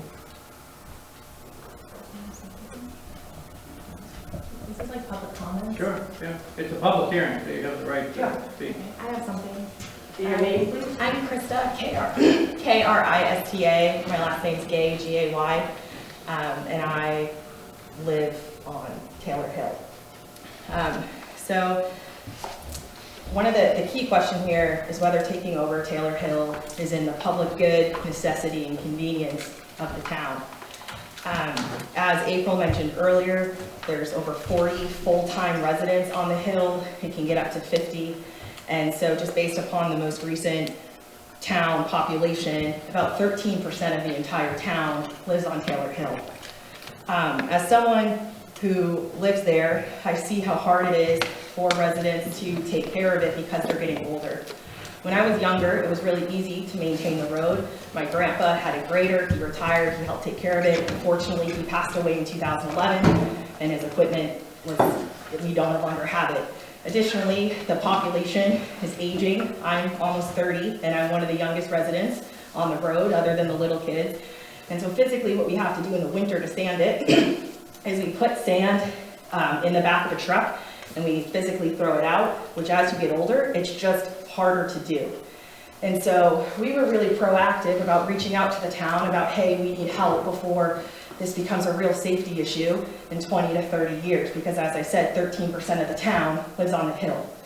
So one of the things that has happened before, could happen, is normally if there's a storm or something going on, the town is out plowing or sanding the roads, salting them. We would have to do that for ourselves for our hill. So what happens is if there's an emergency in the middle of the night in a snowstorm, while all the other roads are getting plowed, we would have to find people to stand the road in the middle of the night in order for an ambulance or a fire truck to get up there. And that actually happened a few years ago when my cousin's house had a chimney fire. And thankfully the town, we had just sanded it so it could get up. So as the town, or excuse me, as the hill gets older, that's just one of my concerns. It really is a safety concern that 13% of the town lives there, and we don't have access to potentially safe roads that other people in town do in case we need emergency vehicles. Can I say one more thing? I know, I guess you could make the argument of, oh, you chose to live there, or oh, you were born there, but I really just want to emphasize what you're saying when you say that. You're saying that because you live on this hill, and because you chose to live there, or because I was born there, that even though we could take it over, and even though we have the means to, you should still, I don't want to say suffer, but we have the ability to help our neighbors and we're not. And so just because you live there, it's like saying that you don't deserve to have access to an ambulance or a fire truck because you chose to live there. And so that's just what I wanted to say. Anyone else? Yes, sir. Can I answer to that? You can say whatever you want. Oh, it's like you're providing testimony, but Okay. yeah, I don't want this to turn into a No, just that, debate or a brouhaha, but yeah. no, I looked at that. My name is Dennis Moranti. Can you please spell your last name? Mirante. I kind of looked at Taylor Hill as like a land development. Somebody owns a large parcel of land, they subdivide it, they put houses up there. To me, this resembles that situation.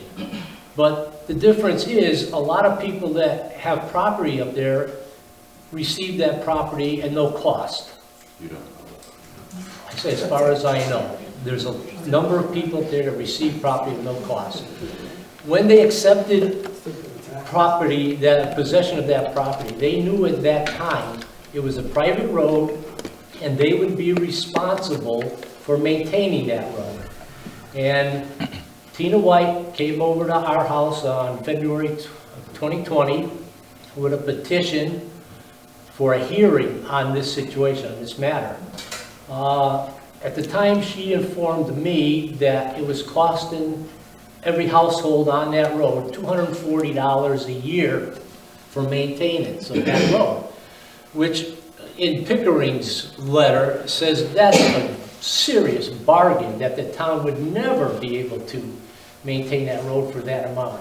So in my opinion, you accept ownership, you accept the responsibilities. When the responsibilities become overwhelming to you, you can't turn to the town's other taxpayers and say, well, I can't take care of this road anymore. You pay the price. Now, I have a long driveway. I'm getting older, I can't maintain it. Am I gonna be able to come to the town and say, maintain my road? I don't wanna set a precedent that every time somebody feels burdened by their property that they chose to own, wants to be reimbursed or helped.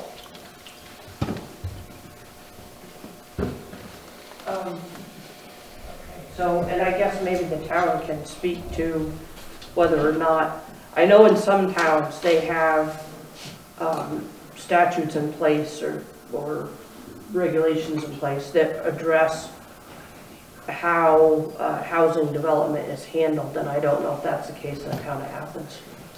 So, hi, I'm Tina White. Tina White. So With I an did, I or a Y? for White. I. I. Yeah, just like the word, just like the color. So I did go to Mr. Morenta's house and ask him to sign our petition, which he did. When I told him that we were paying $240 a year, that is what each resident contributes to a fund to help with maintenance. That fund is not to cover all the maintenance, and that is where the confusion is coming into. That is what we pay. It doesn't always cover the maintenance, sometimes it does cover the maintenance. But I just wanted to clarify that, yes, we do pay to maintain the road, just like our taxes pay to maintain the town roads here. And we would just like our taxes from Taylor Hill to start maintaining our road. Thank you. Yes, sir.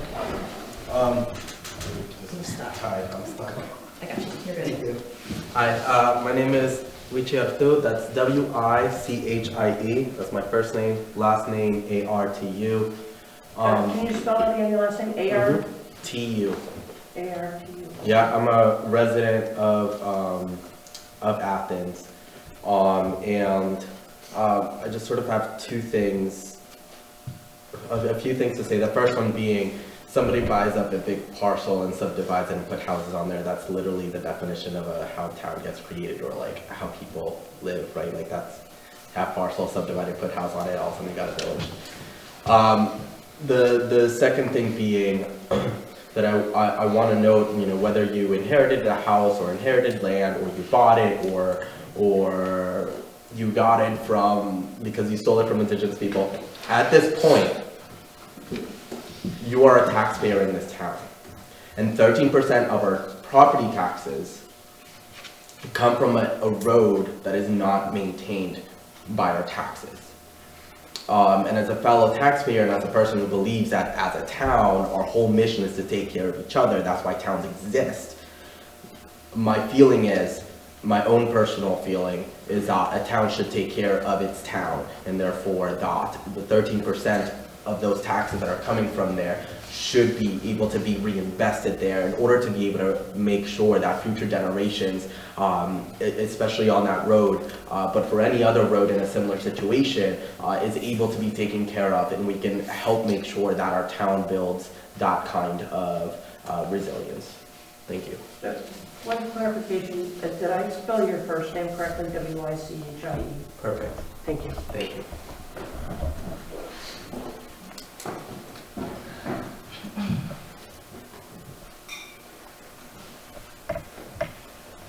Yes, sir. Yeah, Dennis Ferranti. As far as the cost, I have Mark Pickering's letter here. And it reads, based on information that I have heard related to residents' own estimated yearly maintenance costs, parentheses, approximately $3,000 to $5,000. And if you break that down in 14 households, it's $215 to $350 a year. So there's the cost. And he says, even he says that it came from their figures.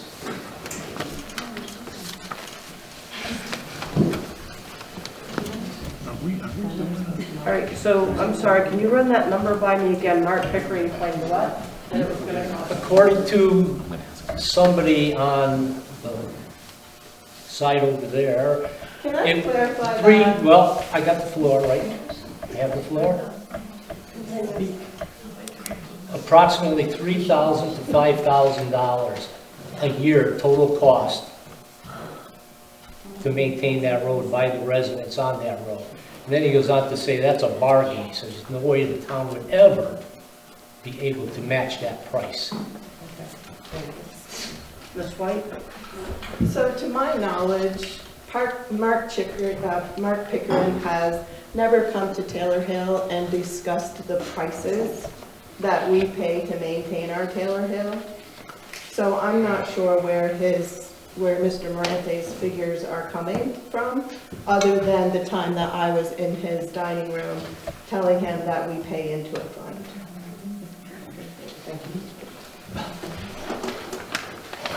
Again, Dennis Moranti, the words came from Tina White at my house, $240 a year per household, from her. Can I suggest at this time we maybe take a break? It's getting to noon, and maybe stretch legs and use facilities before we come back? That'd be awesome. All right, we will take a break. Thanks, sir. Maybe come back at 12:30. That's about 18 minutes. This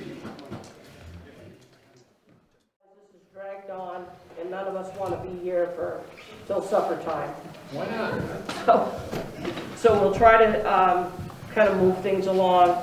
Are there any other folks that would like to give testimony on behalf of the petitioners? And I'll recognize the gentleman in the hat.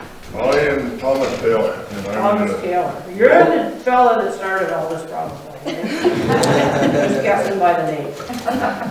I was selectman and a road commissioner for the town of Athens for 35 years. Okay. And I'd like to straighten out why the truck turns around where it does. One reason is, before the town had a 1-ton, Andy Topher plowed Town Hill with his own truck for years. The town of Athens didn't have a vehicle to get up there because it was so narrow. You couldn't push a truck, plow up. In 2003, the town bought their first 1-ton with a snowplow and a sander on it. We started plowing that road up where the Class 3 supposedly stopped. It's on a 13% grade, and every time you turn around, Matthew would have to come up and pull me back in the road. Not every time, but quite a few times. On the Walker Road, the 90-degree turn, the town Class 3 road stopped. You try to turn around there, you'd end up down over the bank, Matthew would have to come pull me up. Sir, So, I appreciate this and the history behind it, and thank you for your 35 years, because I know what that is. God bless you for doing that. But in my opinion, in regards to the issue of why some other road is being plowed and not this road, in regards to, was it Herring Road? Herring Road? That is not for us to be involved in or debate or dispute today. As I told Danny Taylor, is that right?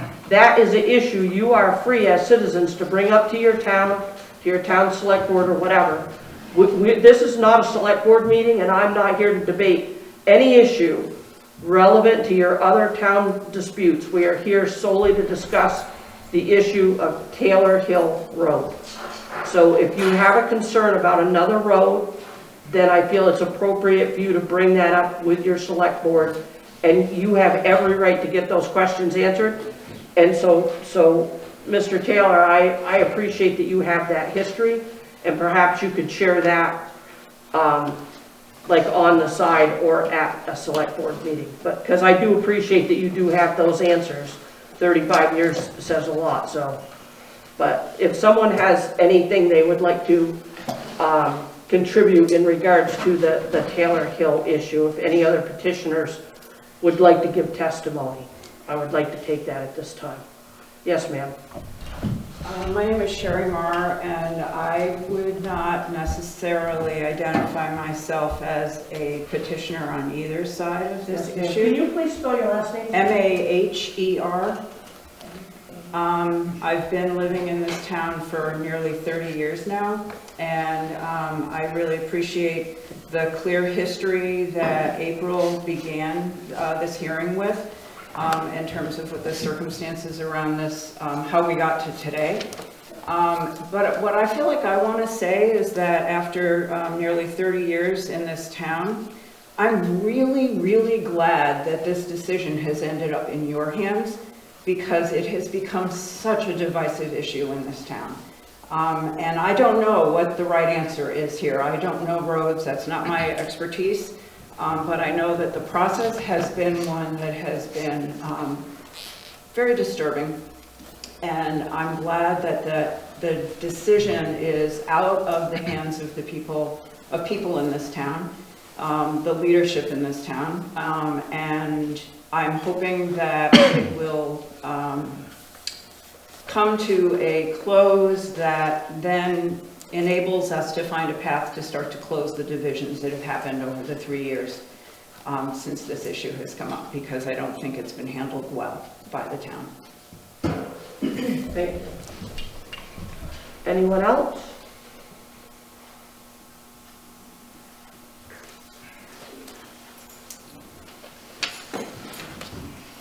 Okay. All right, is there anyone from the town to bring up their testimony on this issue? Thank you. So again, Mike Tarrant, attorney for the town of Athens.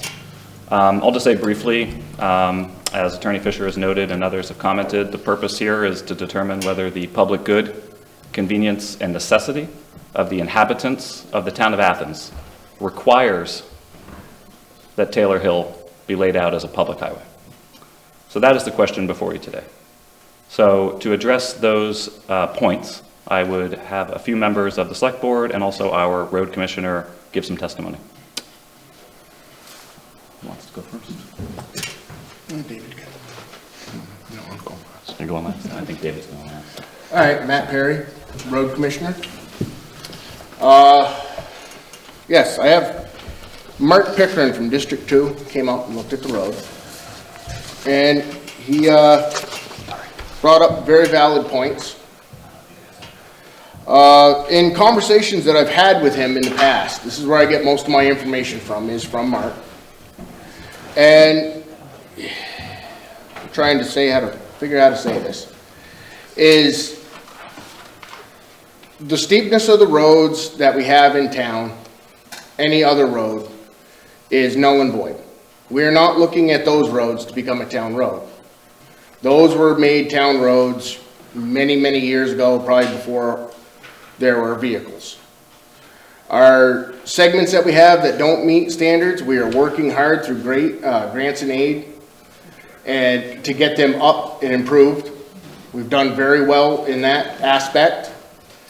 That's the only way the town can really step forward. Our budget's not big enough to just do big projects on our own. All right, I lost my train of thought here for a second. Sorry about that. A little nervous. So as we go through these projects, we're getting all these grants and aid from the state and other resources. According to Mark Pickering, if we take this road over right now and it doesn't meet, if one section does not meet state specs, we can get no state aid, no grants, no nothing on that road. If there is a flood and it washes out, we can get no help from the federal government or the state. It's all on the other taxpayers of the town of Athens. And that just seems a little unfair to me. And, you know, plowing it, yes, we have very bad roads in town. Could we maintain it? Yes. Would it be a struggle? Yes. I mean, we have to leave the shop now at 3:30, 3:45 at the latest to try to get ahead of the school bus and everybody leaving for work. Right now, we'd probably have to leave a half hour, 45 minutes, maybe an hour earlier to get everything done when we keep adding more roads. That's on my end. We can deal with it. We can do it. But Do we want to? Probably not, but we'll have to do what you guys decide. And, let's see, the report goes down through, and if we start from where we walked, you know, it's the dam. Is the culvert that goes from the dam under the road, is that town property? If we take the road over. If it fails, do we have to replace it into the dam, into private property? You know, then you go down a little bit farther, and the steepness and the grade, it's tricky coming from the bottom. From the top, it wouldn't be so bad plowing down, but pushing up, we're gonna get stuck. If you just make one mess up, meet a car in the wrong spot, it's not gonna be good.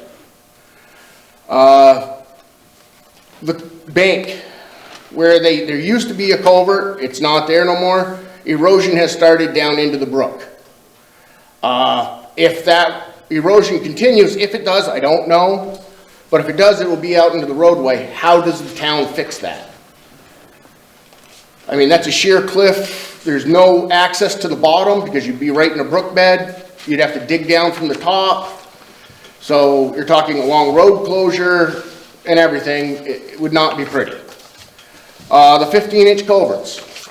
The town of Athens, we try our best to put 18-inch culverts in as we upgrade them. If we have to put a 15-inch in, it is because of severe limitations. If we put a culvert in and we need a bigger one, we'll build the road up before I'll put a 15-inch culvert in. We'll do our best with our limited resources. That's about it. That's all I got.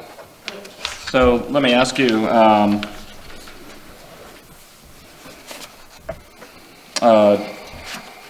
where does Taylor Hill connect to? 35, Brookline Road. Okay, and does it connect anywhere at the other end? No. Okay. So taking on this new road, who would it benefit? Just the people that live on it. Okay. Coming down these grades on the other roads that you currently have, are there times where the plows get stuck, or are there issues with that? Yes. Okay. And generally, how much delay or extra cost or time does that cause? All depends on how badly you get stuck. Okay. In your opinion, seeing that road, knowing that road, is that likely to occur from time to time? From time to time. Okay. You can get stuck on any road. Sure. Yeah. The issues along the side of the road where the town would have to do maintenance, are there things along the side of the road that cause you concern? Yeah, there's a few lawns that are higher than the road. There's wooden structures along the side of the road. There's a footbridge that goes across. I don't know if that would I don't know how that would coincide with everything. That's something new to me. If that would be, you know, I don't know how to I don't understand that part yet. And the other maintenance part is when I rebuild a road or redo a section of road, I try to get 18 feet wide, as much as I can.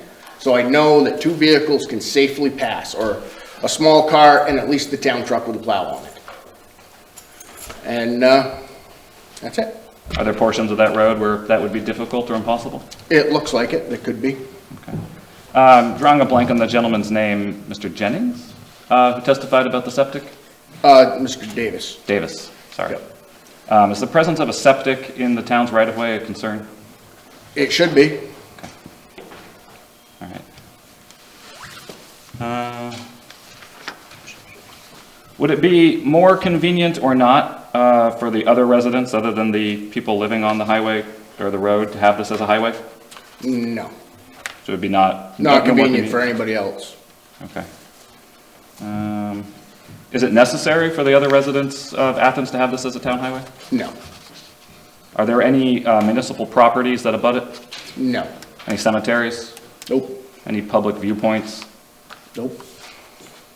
Do you have concern about town highway staff safety going up on that road due to the embankment and snow, et cetera? Yes. So it would be a hazard?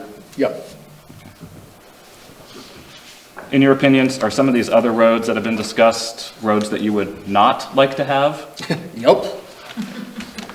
So would adding another road that you don't want be in the public good, in your opinion? I would say not the way the road is now, no. Okay. If the road were brought up to spec and were a proper Class 3 road built as it would be required to be, would that be acceptable? Yes. Okay. All right, thank you. Clarification, if I could? Yes. When you were talking about some of the wooden structures beside the road, are you referring to some of the areas that I saw where maybe it looked like maybe logs or something were being used as a retaining wall? Yes. Okay, thank you. Because I think they'd be in conflict with the wing and the mold board on the grader. As somebody that spent 5 years plowing, I understand. Thank you. Is it proper at this point to ask questions or come back at the end to ask a couple questions of Mr. Perry? If you get a couple quick questions, I don't see any reason not to ask. Mr. Perry, Mr. Tarrant asked if public necessity, you said it's not necessary to take over this road, and yet there are 13% of the residents in town living on that road. Do you think it's necessary to plow Christian Road, which has 1 house? No. Do you think it's necessary to plow Herring Hill, that has only 4 houses? No. Sam Farr Road, that only has 2 houses? No. Okay. So all of those roads, you're saying it's not necessary to do that, and those are town roads at this point? Those have been town roads for as long as anybody can remember. That's why we maintain them and take care of them. Okay, but just because you maintain them doesn't mean that you always have to in the public necessity. If you're saying it's not there, how come you still maintain them? How come you don't discontinue them? Because they are town roads, and at this point, we are not looking to throw up any.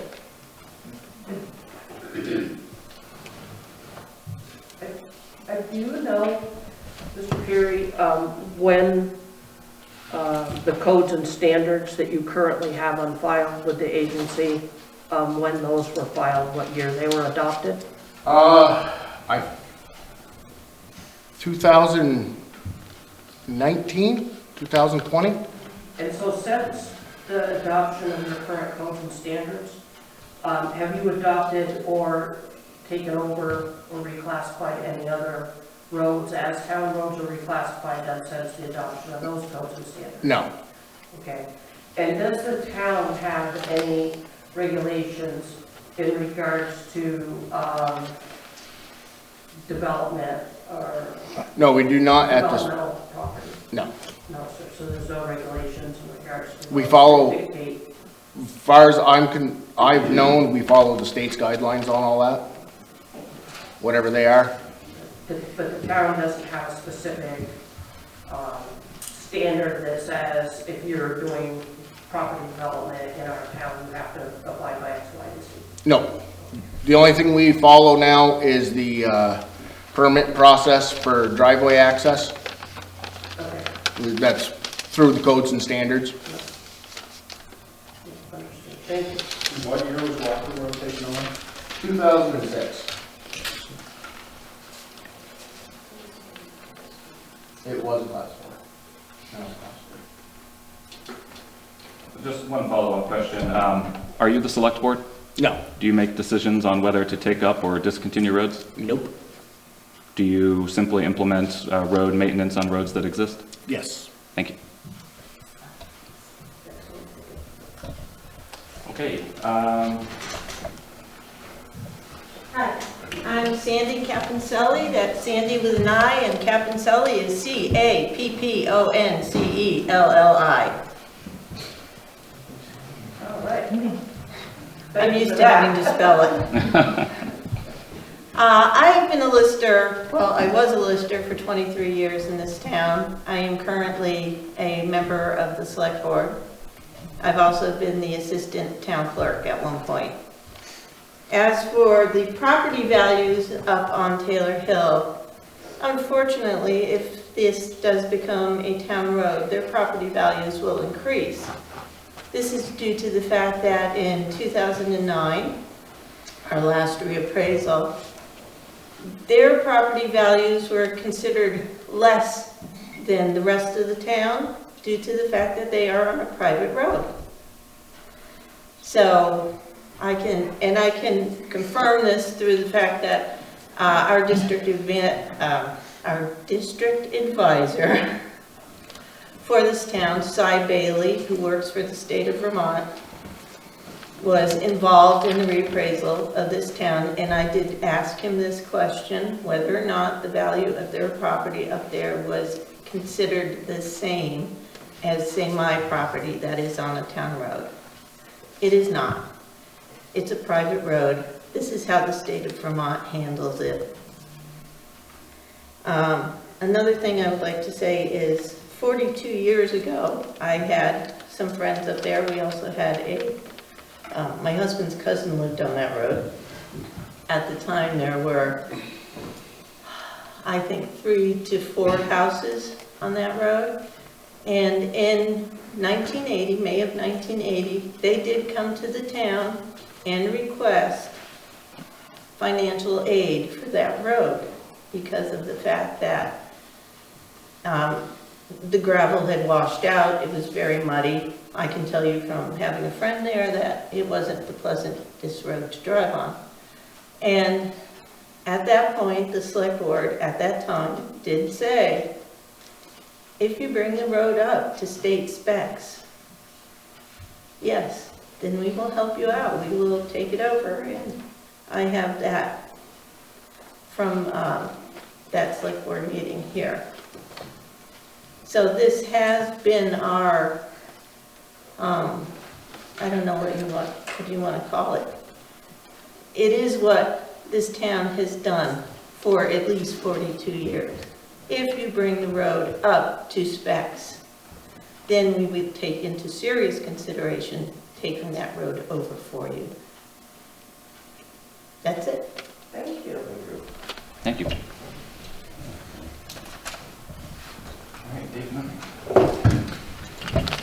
Hi there, David Bemis. The town is not opposed to taking over the road.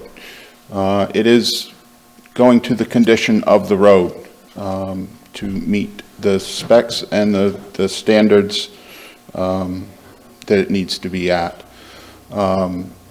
If the commission decides that it is in the public necessity and good for the town to take it over, the town will take it over, but we want the petitioners to pay for the upgrades that will do it. The town can hire estimates and contractors and get that done, but we expect the petitioners and the landowners on the road to pay for that and not have that go to the other taxpayers of the town. And once it is brought to the specifications of the state specs the town has put in place, then the town will take over the road as a Class 3 road. As you all know, there's many things that has to be done. It has to be surveyed. It has to meet the specifications at the entrance and end of the road to Brookline Road, the culvert size, the gravel, any number of things with it. And if the petitioners pay for it, the town will take that on. We will do the work, and we will hire contractors to do the work and do it. But we want the petitioners to pay for it and not the entire town. As I say, the road is a dead-end road, no outlet. It will help the petitioners, but it will not be of a general good for the rest of the town. Thanks, David. So just a couple of closing remarks. As you've heard, the standards, the public good, convenience, necessity of the inhabitants of the town of Athens as a whole that would require the road be taken over. It's a pretty high standard, and everything you've heard today suggests that it might not be met here.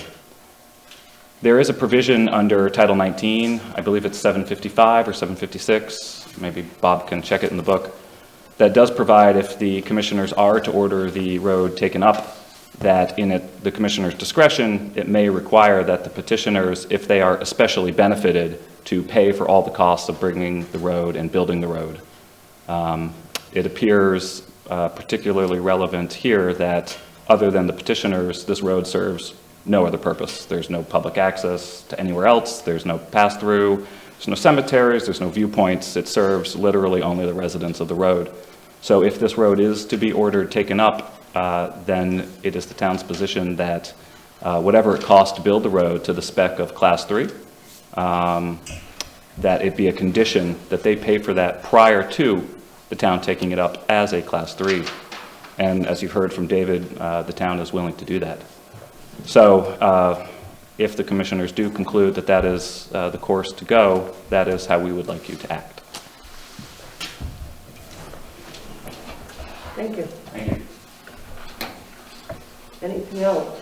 I'd like to just make a few closing remarks as well with regard to that. Michael is correct that you as the commissioners do have the ability to make petitioners who are especially benefited, is the word. You may make your decision to lay out the highway conditional upon the payment of by the petitioners benefited of money in the amount that you deem just toward the expense of laying out and building the highway. But I want to go to the necessity, because there's been talk here that this is a dead-end road, doesn't lead to other places, it's steep. But you need to look at other roads in town as far as the overall equity. 13% of the voters here are on this road. That is not an insignificant amount. When you look at Sleepy Valley Road, only a quarter of a mile, 0 houses in Athens. Ober Hill, less than 2/10 of a mile with 4 houses. Miller Hill, 4 houses. You go down through the list that you have a copy of all of that. There are 1, 2, 3, 4, 5, 6, 7, 8, 9, 10, 11 roads of equal or lesser distance with fewer homes, and those are town roads. And yes, they were taken over as town roads years and years ago, all right? But you look at the overall necessity, and this necessity is defined as the reasonable need that considers the greatest public good at the least inconvenience and expense to the condemning party, which would, in typical terms, would be the town or state. Necessity is not merely measured by expense or convenience to the town, okay? And then there's various lists that go into it.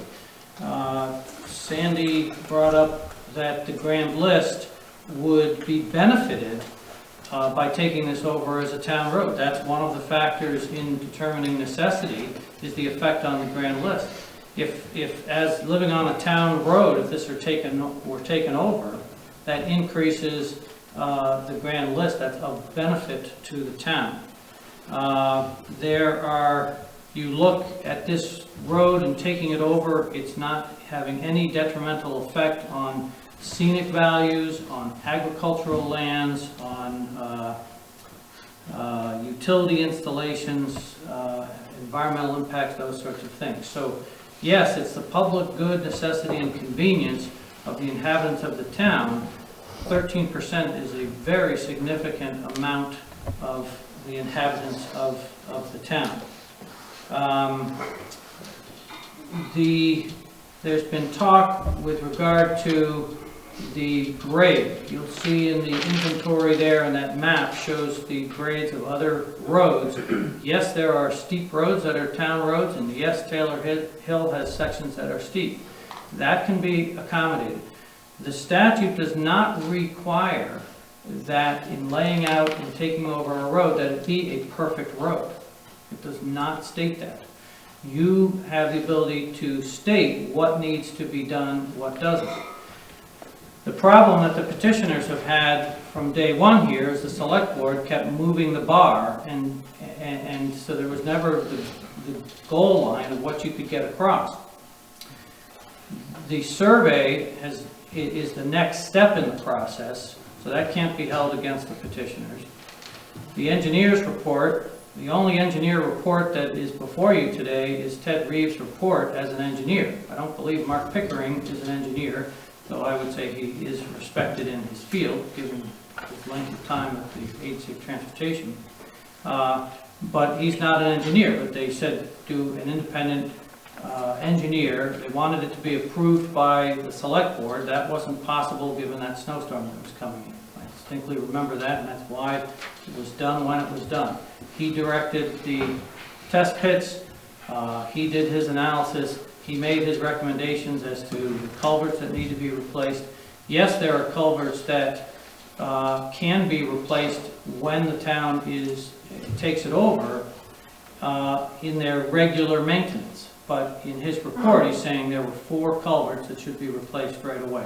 Okay, so that also goes to this ability to say what needs to be done and conditions. But the town does not have specifications that say there needs to be X number of people on a road, X, distance of a road. There's none of that. It's just that they make reference to state standards for the building of roads. This is not building a road. This is asking the town to take over the road, and you have the ability to make conditions with regard to that. They talk about a 3-rod width. If there needs to be quitclaim, if the order is for 3 rods, we've got everybody except really one that would quitclaim that right-of-way. And if there needs to be a condemnation proceeding to pay for what would be 16, would really be 8.5 feet, because it's only that part on that one person's side of the road, that can be appraised. That's something that can be done. But the point is that if you look at the overall fairness to the inhabitants of the town, the convenience, the necessity, and public good dictates taking over Taylor Hill Road as a town highway. So we would ask that you do that and make your conditions, set those forth, and then we'll go from there. Thank you. I do have one further question for Mr. Perry. Do you happen to have a copy of your codes and standards that have been adopted by the town that you can provide to the commission? I do not have them at this point in time. Can you send them to us? Yes, as soon as I get my hands on them. Okay, thank you. If you could, I'm assuming he would send that to you and you would provide that to... Yep, I will circulate it to Attorney Fisher. I think we may have that here already. We can also double check and provide something from the town side just to make sure. Okay, thank you. Because that would be relevant, quite relevant. Sure, absolutely. Anything else from the rest of the... Yes, sir. Yes, I'm Harold Noyes, and I am a member of the Select Board. And as of last night... Is it Noyes? Noyes, N-O-Y-E-S. N-O-Y-E-S? Yep. As of last night, our chairman had asked me to speak on behalf of the town.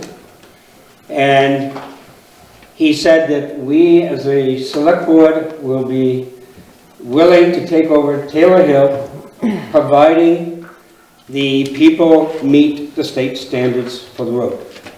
Those were his words, and that is what he told me to tell the board today. We went to a meeting during break, and the flip-flopping, once again, continues. And I had to walk away because I hate this flip-flopping that's going on by the Select Board. So I just want the commission to know that as of last night, the board was willing to take over the road, providing the improvements were made. Yes, for clarification, are you a member of the Select Board? Yes. You are? Yes, ma'am. Yes, sir. Okay. Thank you. Yep. I don't believe you heard anything different from Mr. Bemis.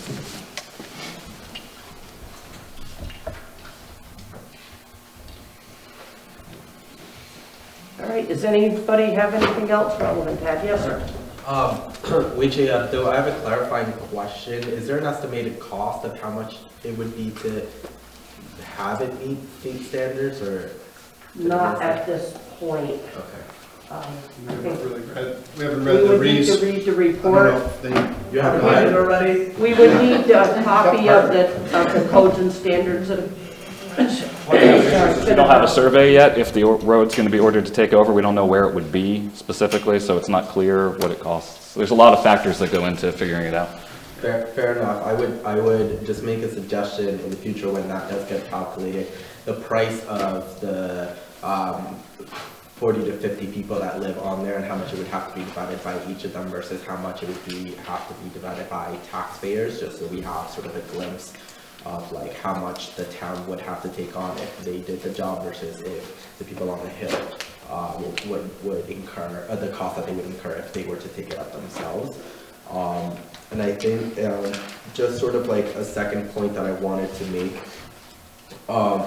is that just speaking about the benefits of actually making that, it's not just for the people there, but it's also their friends, their family, right? People that come and visit them. That is another thing. And as far as like roads that are not dead ends, there's only 2 roads in this town that go in and out of this town. That's it, only 2. We used to have more, but we discontinued them because less people have lived there. So I just wanted to note that just because we've always done this is an impediment to progress, and that as we think about the way that we want to lay the future or set precedent for the future of this town, that we acknowledge that population changes, costs change, and that we need to be able to keep up with our changing demographics. Yeah. I don't disagree, and I think that's a valuable point that you should bring forward to your select board for future. In other towns, a lot of this has been avoided by setting out ahead of regulations for development and how that's handled moving forward.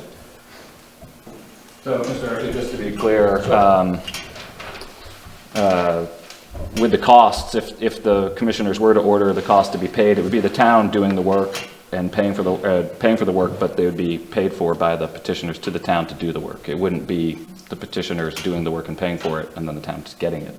So yes, I understand that. My difference is between the cost incurred by the petitioners. It sounded like you said if the petitioners were to do it themselves. So just to be clear, it would be the town doing it. Thanks for clarification. But that would not be, excuse me, Harold Noyes again, that would not be cost efficient for the people of Taylor Hill if the people of Taylor Hill have the equipment and the knowledge and the expertise to do the work. And they do. So it would not be cost prohibitive for the town to order Bays and Brothers or somebody else to come in and do it for $100,000 or $200,000 more than what Danny can do it or somebody else. And I think that we ought to be considerate of the people of Taylor Hill to be cost prohibitive, and as long as they will do the work to the specs that need to be done. To that point, that can always be reviewed or inspected by somebody from the town, if that were the case. Right. Of course, depends on your order and the conditions that you put with it, but as to who does it, the fact of the matter is it needs to go to whatever standards you set. And again, it doesn't require that every single culvert be 18 inches. You can identify ones that you think need to be replaced based on your site visit and the reports that you have in front of you. And it does not need to be all of it. There's nothing in the statute that says it has to be all of it if you determine that the public good, necessity, and convenience states it.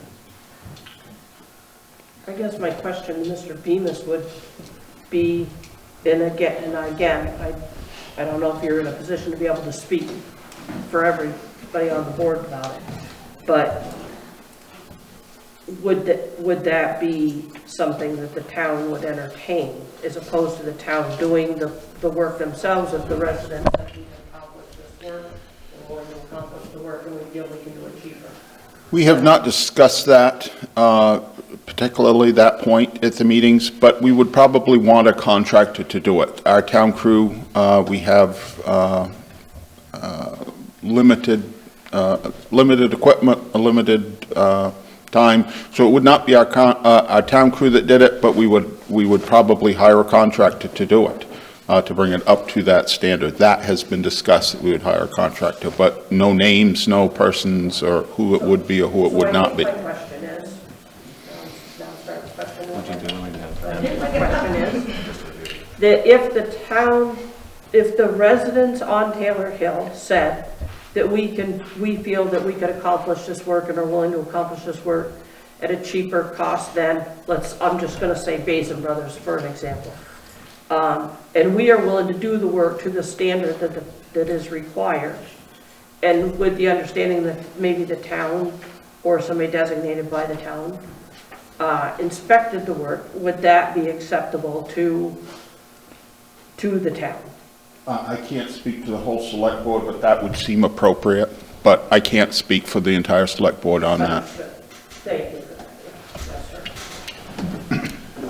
Hi, I'm Donald Caponcelli, Sandy's husband, so you got that spelling there. Okay. I just want to be clear on what exactly the role of this commission is. There's been a lot of testimony back and forth. You know, I kind of have a sensitivity to what's pertinent and what's not pertinent, and it seems to me there's a lot of stuff that's been said that's really not pertinent. You know, the cost of the acquisition of the lots up there. I mean, that's not pertinent to the question at hand. The role of this board, is it to determine what is required for what should the town require to take over this road? Is this board asking, should the town take over the road? It sounds like you guys are, and you can correct me if I'm wrong, it sounds like what this board is determining is what standard has to be met. Who does the work? It doesn't seem to me to be within your purview, but maybe you can set me straight. What is the role? So first and foremost is to decide whether it's appropriate or not for the town to take over the road. And either of the attorneys can feel free to jump in here if I misstate anything. But that would be first and foremost. Is it appropriate that the town should take over the road? And if we feel it is appropriate for the town to take over the road, then what are the conditions that need to be met to make that appropriate to happen? In other words, what improvements need to be met to bring it to the standard that is required? So that would involve the state standards for a Class 3 road, as well as meeting the requirements of the codes and standards that have been adopted by the town as per the agency's guidelines. The Agency of Transportation has guidelines that each town can adopt certain codes and standards, and that basically holds them accountable to what condition, when they do reconstruction of a road, what standard is that town building that road to. And the town also can spell out certain roads that they make exception for one reason or another. But then, when a disaster happens, they will only be funded to the extent that they are meeting the codes and standards that they have adopted. In other words, the agency isn't going to pay for anything above and beyond that, and isn't going to pay for anything that's done below that minimum standard. So all we're going to do is say, is it appropriate that the town should take it over? And if so, this is what we feel needs to get done to bring it to what the town should require or expect. And if so, should the petitioners pay for it? Correct. And I should note, this is a report and a recommendation that you guys are authoring that would ultimately be accepted or rejected by the court. I have one question, Bob. When you were going over the title, there was discussion about the payment that the town. Now, could you read that again? Yep. When the commissioners determine that the petitioners or some of them will be especially benefited, they may make their decision to lay out the highway conditional upon the payment by the petitioners benefited of money in the amount as the commissioners deem just toward the expense in laying out and building of the highway. They shall include a statement of the names of the parties benefited and the amount apportioned to each in their reports to the Superior Court. Okay. And which section is that, Bob? Section 755 of Title 19. 55, okay. And if you're going to be diving into the statutes, the other relevant section would be 753, 709, 710, and 711. It's all in that one subchapter, though. So if you look at subchapters, Chapter 7 of Title 19. Chapter 7, subchapter, that's where 750 starts. Well, the appeal, what we're under is subchapter 5, Subchapter which 5. is the appeal from the select board's refusal to act. Yeah, that's the whole relevant section, subchapter 5. So it sounds like there could be a mechanism there to say the petitioners did bring the road up to standards, and then a verification of some type, an engineer on behalf of the town to verify it's acceptable, could be a mechanism or a vehicle also. So in other words, instead of the town making the improvements and then charging the residents, you would think that there's a vehicle to get to a place where the residents could bring it up to town standards with some type of an acceptance as far as engineering standard to ensure that it met that standard. That's correct, other than it's your decision as to whether it needs to be brought entirely to what you're calling the town standards, or the state standards. Yeah. Because that's where the fairness and equity among all the other roads comes into play. Yeah. I guess my question would be, say, that whatever standards is agreed upon, not, but was agreed upon to bring the road up for the town to take it over. The residents do the work, they go to the town. Who makes the final judgment that that's the acceptable? If the town, if the residents say that we think we've got it close enough, we've got it fine, and then the town rejects their work. Yeah, I think there should be somebody That's where I'm coming from. It's a great question, and it's part of the problem we've had, as you've heard. And I think that's one of the risks and the concerns, but as you craft your report and recommendation for the court, perhaps creativity might strike and... There has to be somebody that's basically to sign off on whatever is done. Yeah, I agree. If the report and recommendation were to contemplate some sort of final sign-off by somebody who's not them and not the town, maybe that makes the most sense. I think there has to. Yeah. So that's kind of why we're here, because we were told to do certain things, one being hire an engineer, and we did that, and then they wouldn't accept it. Well, that's what I'm saying. That's where there should be some way of finality to it, that if everybody agrees we're going to, whatever we're gonna do, we're gonna pave it. Then everybody at the end of it agrees, not either party, because it's so easy for either party to disagree on how this has been performed. I agree, and in your report and recommendation, it makes sense for you to outline a process that you think makes sense. If the petitioners take exception, they can bring it up with the court. If the town takes exception, we can bring it up with the court. That's the only true way of doing it. At the end, whatever the agreement is, at the end, that some impartial person says, this is, you both agreed, you both met your... I think that's perfect fodder for you three to discuss and propose. I don't disagree with it. You're the impartial persons to make the decision that hasn't been able to be agreed upon to date with regard to what needs to be done. And then you give your recommendation, your report to Superior Court, and then either party can object to that report, but the court either accepts it or rejects it. But I would note, take a look too, because if you decide to have the road laid out or taken over as a town road, the next step is, it says the commissioners shall cause the highway to be surveyed and determine what damages will be sustained by the persons interested in the lands after notifying the persons of the time and place of the hearing. Well, your hearing is today, so that's already been done. I think there'd be But a it damages says, hearing. What? I think there's a damages hearing after. There may be a damages hearing later, depending on... Sounds like there's one person. Sounds like there's one person, yeah. I agree with that. The expenses of making the survey shall be included in the commissioner's account and allowed by the court. So as far as who pays for the survey, whether that should be on the petitioners or the town or split between them, should also be part of your report.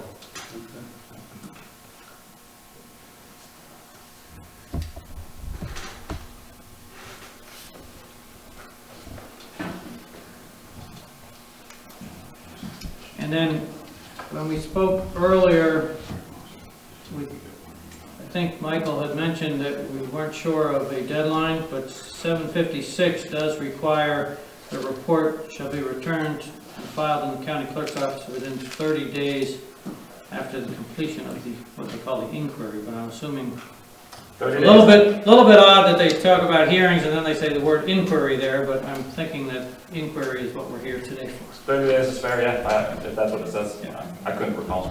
No, I haven't remembered that. Yeah. One other thing to clarify is petitioners. I get the feeling like when you say petitioners, it's just the people that live on the hill. If you read the paper with all the signatures for the petitioners, they're not the ones that live on the hill. It's other town people that thought that this should happen, not just people on the hill. Most of them signatures are people that do not own land on that property, hit that hill. So it's not just the people that live up there think this should happen. There's 23% of people that live on a town road says the town should take this over. Thank you for the clarification. All right, yes, sir. My name's James Trimble. I'm sorry, I didn't catch that. James Trimble, Trimble. As to the point of petitioners, it says especially benefited petitioners. You guys are going to have to define what an especially benefited petitioner is. I mean, that's your choice. Is it just people who live on the hill? Is it people who get a right of way to it? Is it people who are related to the hill that would be required to recuse themselves from a ruling? Are they especially benefited? I mean, you're going to have to decide that. But that's you're going to have to go through this petition and ask all these people and research it, who is and who isn't. And that'll be very complicated, but I mean, that's your decision.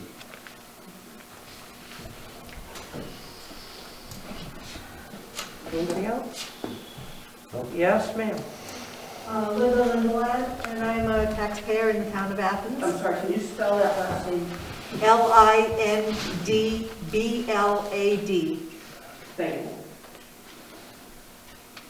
I'm concerned about future possible happenings if the road is taken on as a town road. And my main concern is about the earthen dam that's at the top. I understand from the previous conversations that there has not been a problem to date.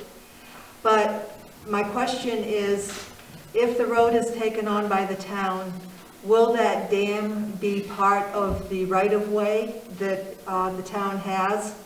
And if catastrophe should happen in the future, if that dam is part of the right-of-way, who is responsible for the repair of any damages caused by that malfunction?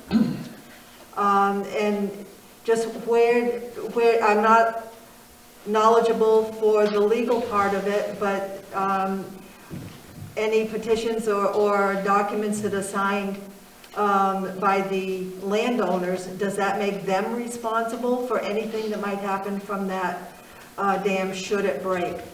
A lot has been said about upgrading the road and the cost and the work needed to do that. My question is for future, should a catastrophe happen?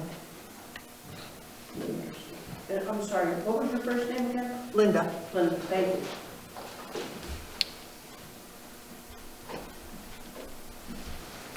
Yes, ma'am. Sandy Caponcelli. I'm just going to say, as a new select board member, I am concerned about the 13% that's up on Taylor Hill, but I have to also be concerned about the 87% of the townspeople and how this is going to affect our tax rate, our tax base, you know, the grand list. I don't think it's going to really improve the grand list greatly. I just feel it has dragged on way too long. There's been a lot of animosity in this town due to this situation. You know, I would love to see this done and over with, and that everybody, no matter what the decision is, steps back, takes a deep breath, and decides, okay, this is it. Let's just go forward with our lives, because this has taken way too much energy from everybody. Thank you for your comments. Anyone else? Going once, going twice. Okay. All right, thank you, everybody, for your time and participation and patience. And apparently we'll be making a report within 30 days. Thank you, and we'll send over the highway standards when we get them.